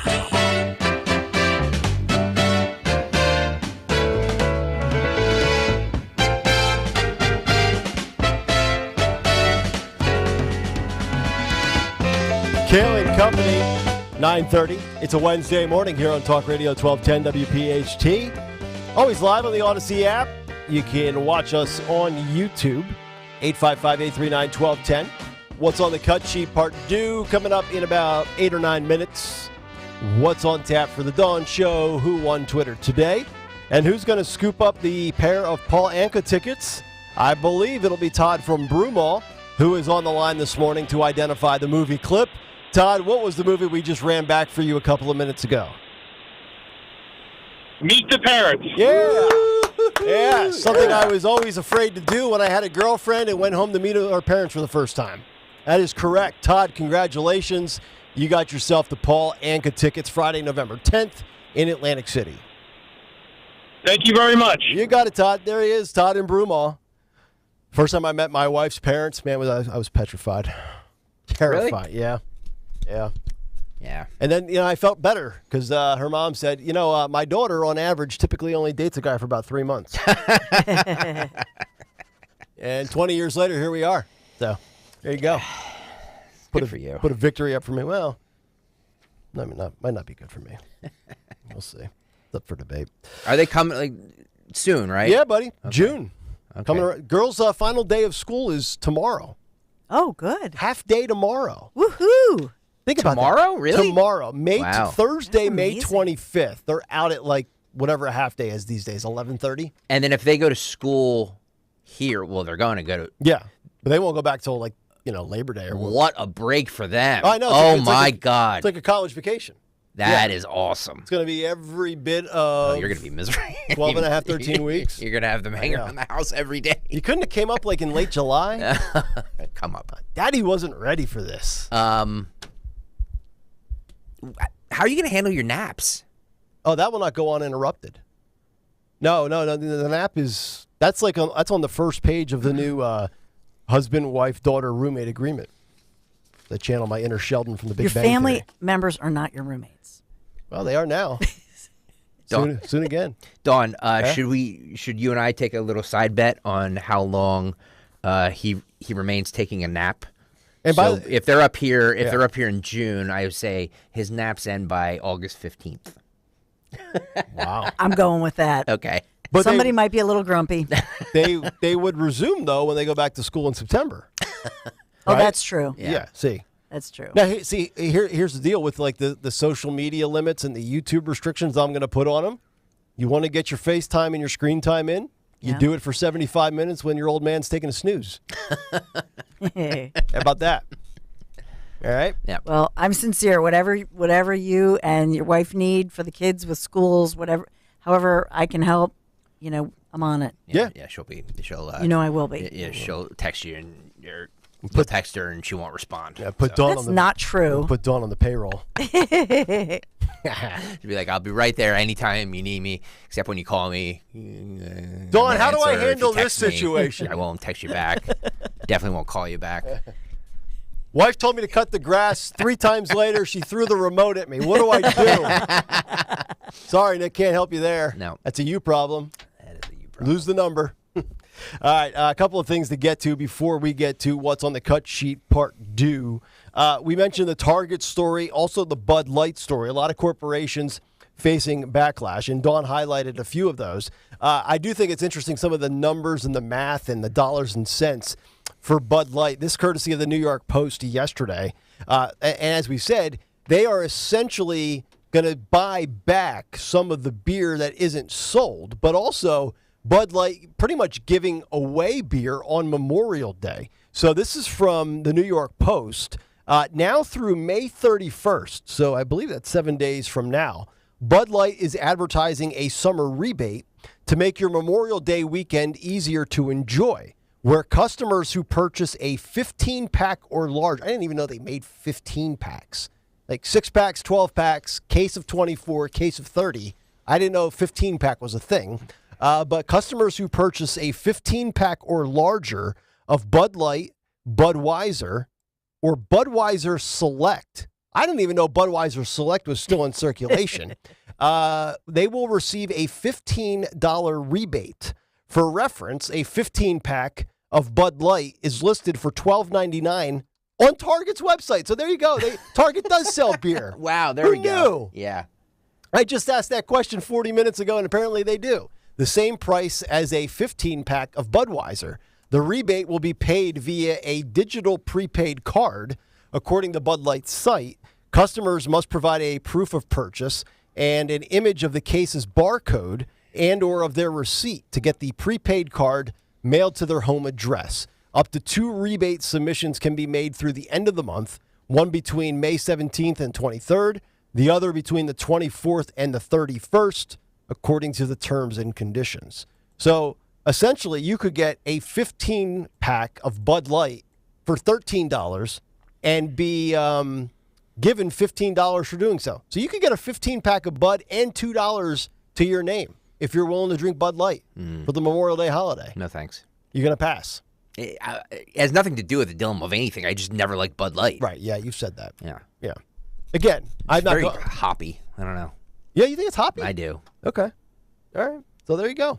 Bud Light. You can get your cheap beer and get a little buzz and be $2 less po. So in reference to what we were discussing earlier about Beau Biden and dying in Iraq versus... Oh, we've got some details? Yeah, Jeremy, who's one of our great listeners, was a combat vet. He says, I can add to the discussion about vets dying after deployment. If death was a result of injury or trauma during combat, then yes, it's a combat-related death. But the debate on how to classify someone getting cancer, for example, it's not necessarily a combat-related death, but we need more discussion about that. So I think he's happy that we're having the discussion on it, but it's not really clear if it's considered a combat-related death or not, if the cancer is a result of something that happened when they were in Iraq. So is this like a apples? Would this be a fair comparison, apples to apples? You know, when we were talking about COVID, and people were going down on the tally sheet as a COVID death, is this the same as saying, yes, well, you died from COVID or you died with COVID? Yes. Okay. Yeah. All right. That's what I would think. But I think that the point is, and it's important to have these conversations and recognize, you know, you think of Agent Orange and you think of all these things that combat veterans, as we move toward Memorial Day, that they have faced, not just the enemy, you know, what that looks like. And we have to be responsible as a nation. But with regard to Joe Biden, it's not really about his service or the tragic death at a young age. It was that he came home and was home for multiple years, 4 or 5 years, before tragically dying of cancer. And yes, many say that it was because of what he faced with those burning pits. But it goes to that mental acuity of a father who's now president, who keeps on saying he died in Iraq. Yeah. And it fits the pattern with other things that that he has said. Agreed. And that's disturbing. Daniel on YouTube says that he was a JAG officer. He wasn't in combat. Oh, I thought that he was at one point. Yeah, I don't know. I try and stay out of all these military discussions because I really don't know what I'm talking about, and I don't want to offend anybody because I know these guys and gals take this stuff very seriously. As they should. So I don't know what his service was. I just know that he was in Iraq, and I know the burn pits had. But to try and the thing about you can suspect that, like, my stepfather was in Vietnam, and he got prostate cancer when he was like 60 or 65. Now he beat it, which is great. But there's also they say that anybody who was in Vietnam, because of the Agent Orange stuff that they sprayed to clear the jungles, to shoot at the enemy, that was cancer causing, and one of the symptoms was prostate cancer. Sure. Now, can they say that it was a direct link between Vietnam and the prostate cancer? No, but it was enough that the government gave him connect the dots. Money for it. Of course. You know what I mean? But there's no actual proof that. You know what I mean? Like, whereas somebody who was shot somewhere and then comes home and dies from that wound, yes, then you can. Yeah. That's a direct link between that. Yes. Yeah. So, okay. I just think that it's a more nuanced discussion. But for sure, your point saying that it's that he died in Iraq is a little far fetched. All right, 9:40. It's a Wednesday morning as we get to what's on the cut sheet part 2. What's on the cut sheet? Part 2. What's on the cut sheet part 2 is sponsored by LifeVac. Choking is the 4th leading cause of accidental death. Protect your loved ones with LifeVac. I'm scared of choking every day. Made in America, this easy-to-use device safely clears airwaves. Order today at lifevac.net. That's LIFEVAC.net. And use the code NEWS, NEWS, for 20% off. Lifevac.net. Check them out. Having a child, I'm sure both of you went through this, but the choking thing is always my biggest, was my biggest fear. Yeah. Putting something in your mouth and choking on it. Yep. Alyssa Farah was on you know her from The View. She was on CNN this morning discussing what we've been discussing all morning, Ron DeSantis' big announcement on the Twitter space. I love this quote. The headline is, Alyssa Farah, DeSantis' Twitter space announcement will either be disastrous or brilliant. No in between. Can you imagine? She gets paid for this political analysis. Yeah. Paid well. Paid more than all three of us. Yes, fair to say. Here's Alyssa Farah from This Morning. Guys, good morning. We've talked a lot about the Twitter of it and how that's unique, to say the least. But DeSantis' wife put out this hype video of him saying, America's worth it. You were inside the Trump White House, inside the Trump orbit. What does this mean? So this is going to go one of two directions and nothing in between, either disastrous or be brilliant. Ron DeSantis has made sort of a name for bypassing traditional media. As we all know, everything is heading towards streaming, and this is going to still be covered in mainstream media. But the attacks also kind of write themselves by Trump. Twitter is a platform Donald Trump understands. I think Dan Scavino, his digital guy, is chomping at the bit for how they can disrupt this, what they can, use their army of trolls to try to distract from this launch. So it's a gamble. If I were advising DeSantis, I think it's too big of a gamble because the first day, the launch is the easiest day of a campaign. Straight down the middle, like no screw-ups is kind of what you're going for. And I also expect to see Trump recycle kind of the Biden attack of like he's in the basement. He's not on camera. He's not out talking to media. So there's some attacks that write themselves. Wow. Basement Biden, and we've got basement pudding fingers. Cellar DeSantis. It can be somewhere in between, just like his ad that we played, just like the announcement reaction. I said, I give it like a C+. Greg and Dawn, I think you guys were like B-. B-. It can be, solid, but not really, something that gets you riled up, right? Yeah, I just like that these people are paid for these analysis, and they're like, it either could be brilliant or disastrous. Okay. Now, she used to work. Take a stance on something, lady. She used to work with Trump, right? She was in the Trump White House. Okay. Yeah. Now she's on The View and CNN. Well, she originally worked for Mike Pence, I believe, and then she was in the Trump White House. Trump put out a video of her, I think, last week, basically, because she's not big on Trump these days. He put out a video of her, like, praising the Trump White House or something like that. Great. They're all effing phonies. But she's on there because she's an anti-Trumper, even though they call her a Republican. Yeah. Yes. You guys brought up Bud Light. And these two ads made the rounds yesterday on social media. And if you're watching right now on YouTube, youtube.com/@1210WPHT, you can see the videos. These are from 1993 and 1995. I'm sure both of you remember this, but these came out yesterday to kind of show it's like, well, see, there are guys in drag in Bud Light commercials. What's the difference? So I don't know if you remember the Ladies' Night commercials from Bud Light. Oh, yeah. Where guys tried to get into a bar dressed as women just so they could have Bud Light. So this is from 1993. This is the first Ladies' Night ad by Bud Light. If you're watching right now, you can see the visual on YouTube. So they're trying to get in. They're dressed as ugly women. They have mustaches. Obviously, it's just a joke. Bud Light, please. Tonight's ladies' night, and there's a special on Bud Light. If you want great taste that won't fill you up and never let you down, make it a Bud Light. Oh, no, it's Ted from accounting. And, so it's funny. Yes, it's funny. So one more, and then I want to address the issue of how is this different. This is from 1995, and this is men dressed in drag dominating in women's sports. So they're playing pool. So it has connotations of today. And remember, you're playing for Bud Light, lady. Boys are back in town. These guys are good. Who are you calling guys? Yeah. Looks like you're in the finals. Ma'am, for the great taste that won't fill you up and never let you down, make it a Bud Light. You're the defending ladies pool champion? Yes, I am.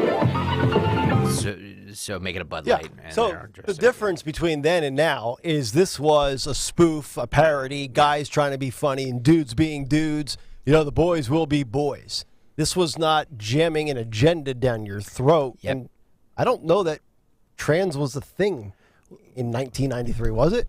Well, I mean, I didn't it's been a thing for not like a while. what we're dealing with now. No, Right. but I mean, I remember in the mid '90s, that Marilyn Manson goth crowd used to have the black hair, and they used to wear dresses and paint, put makeup on. But their it's face taken and on stuff. an entirely different life. Yeah, but now. the word you said is exactly the correct word. It's agenda. This agenda was not a spoof or parody. This is a, hey, look at this dude who's these 90s ads were jokes. Yes. And you can't joke anymore. They were clearly they had bad wigs on, they had mustaches. They were clearly dudes well, the dressed one up guy's as... got the mustache going down the face. Yeah. When you start wrapping it down like into a Fu Manchu. Yep. Good look. Yeah. All right. That'll do it for What's on the Cut Sheet Part 2. We'll find out who on Twitter today and what's on tap on the Dawn Show coming up next. But right now, got to tell you about my friends, the great people over at Piazza Auto Group. Land Rover of Westchester coming up tomorrow. 4 weeks in the Land Rover Defender 90. It is just an unbelievable vehicle. The one I'm using right now, Fuji white color, black rims. It's stunning. And it's the two-door Defender 90, but it's still as iconic and as rugged as the rest of the models, which include the four-door Defender 110 or the eight-passenger Defender 130. And the Defender 130 is perfect for all-terrain family expeditions with up to 8 people on board in superior comfort. The Defender 90 and 110 available with 3 engine choices, 2-liter 4-cylinder, 3-liter 6-cylinder, or how about the 5-liter V8? You can visit Land Rover of Westchester, Willow Grove, or Wilmington right now, or stop on by virtually online, PiazzaPremiumAutos.com. This is Larry Steinhaus of Investor Schooling. I am so proud to announce the continuing success of our students at Investor Schooling. You already know that at Investor Schooling, we teach real estate investing and stock options. Did you also know that we teach things about tax savings, estate planning, and business coaching as well? We teach things about money I bet you never knew. At Investor Schooling, we teach from the perspective of true experience. If you want to see what our students think about Investor Schooling, please check out the over 160 5-star Google reviews. To find out more about how you can change your financial life, go to investorschooling.com or call 866-424-2829. That's 866-424-2829, and you can attend a complimentary class this Thursday at 7 p.m. Attend that class and see for yourself what Investor Schooling is all about. Go to investorschooling.com or call 866-424-2829.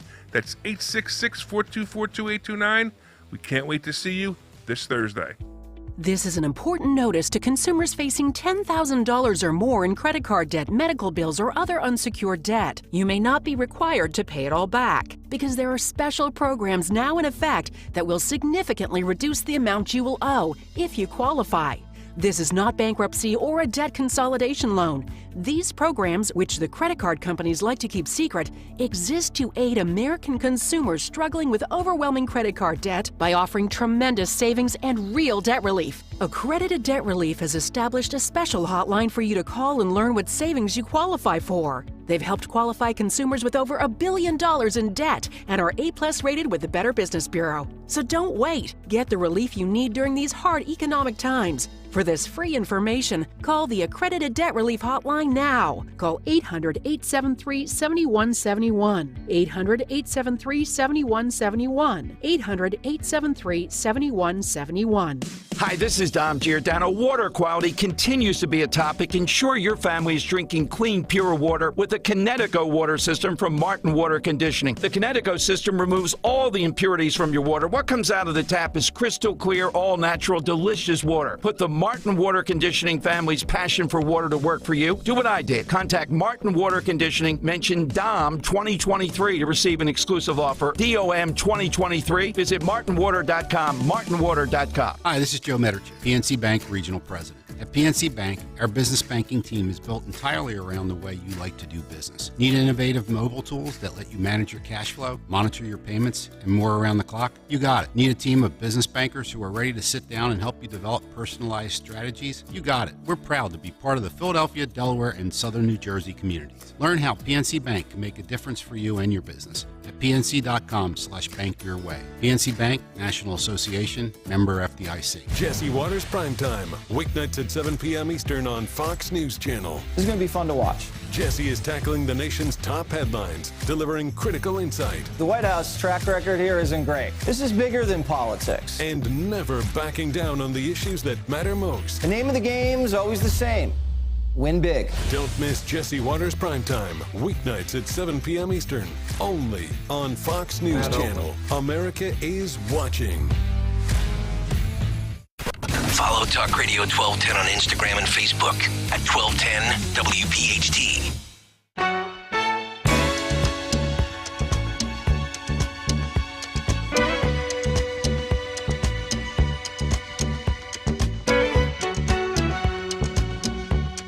Kayal Company, as we continue, 9:52, putting a bow on a Wednesday show. Been good stuff today. Obviously, a big day coming up. Dawn show at 10, Dom at noon. Leads you right into Rich tonight at 6 o'clock on the Twitter Spaces, if you know how to get there. Ron DeSantis will officially announce his presidential campaign push with Elon Musk. Twitter Spaces is essentially Twitter radio, and he'll be doing that with Elon Musk. So either go to DeSantis' Twitter feed if you feel obligated or compelled, or go to Elon Musk's Twitter feed, and you'll see the Twitter Space broadcast that's going on. You just kind of hit the play button, and it's like listening to radio. Very odd that there's no video to it. But then again, in the world of pudding fingers, maybe he's going to have his couple fingers deep. It's going to be a tough listen between DeSantis and Musk. Yeah. The good thing about it is that I guess the people listening can ask questions, which will be interesting to see if they allow that, or is Elon just going to be the one asking?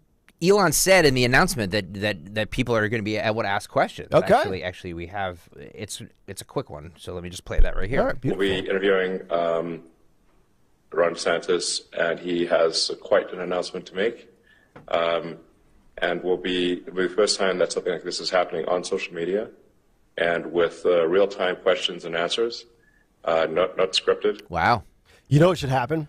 Trump should create a burner account and go in there and ask a question that puts DeSantis in an awkward position. With Twitter Spaces, because you know this stuff better than I do, can you ask questions like, can you just, if you're listening, you can just hit a microphone and ask a question? How does that work? I think you go on a list. Okay. But I don't think you can type, which is also, I've been wondering, why would they not go on Twitter Live and do the video? Yeah, sure. But maybe they don't want the overloading stream of comments to it. I get you. So yeah, that could be it. All right, 9:54. Let's find out who won Twitter Spaces today. Who won Twitter? This is actually very relevant to what we were discussing in the 9 o'clock hour. The Who Won Twitter today is sponsored by the Navy Talent Acquisition Group of Philadelphia. With amazing worldwide career opportunities and up to $115,000 just to join, the U.S. Navy is ready to forge your future. Call them today at 4436819880. Okay. Got it? I got it. Alien Tom Show wins Twitter. He says this album title is now considered dangerous misinformation in the new normal. If you're a 90s kid like I am, it's the Red Hot Chili Peppers' Mother's Milk. If you're watching right now on YouTube, I'm holding up the picture. It's a woman who is breastfeeding the Red Hot Chili Peppers. Okay. Well, there we go. Yes, that brings us full circle. That gets you the win today for Twitter. And what will DeSantis say with Musk tonight on Twitter Spaces? Wouldn't you like to know? Well, we're going to find out in just about 8 hours and 5 minutes. We'll have reaction to that tomorrow. Could very well be a Thursday big take. And you have a great rest of your day. We'll talk to you tomorrow at 6. The Dawn Show is coming up next.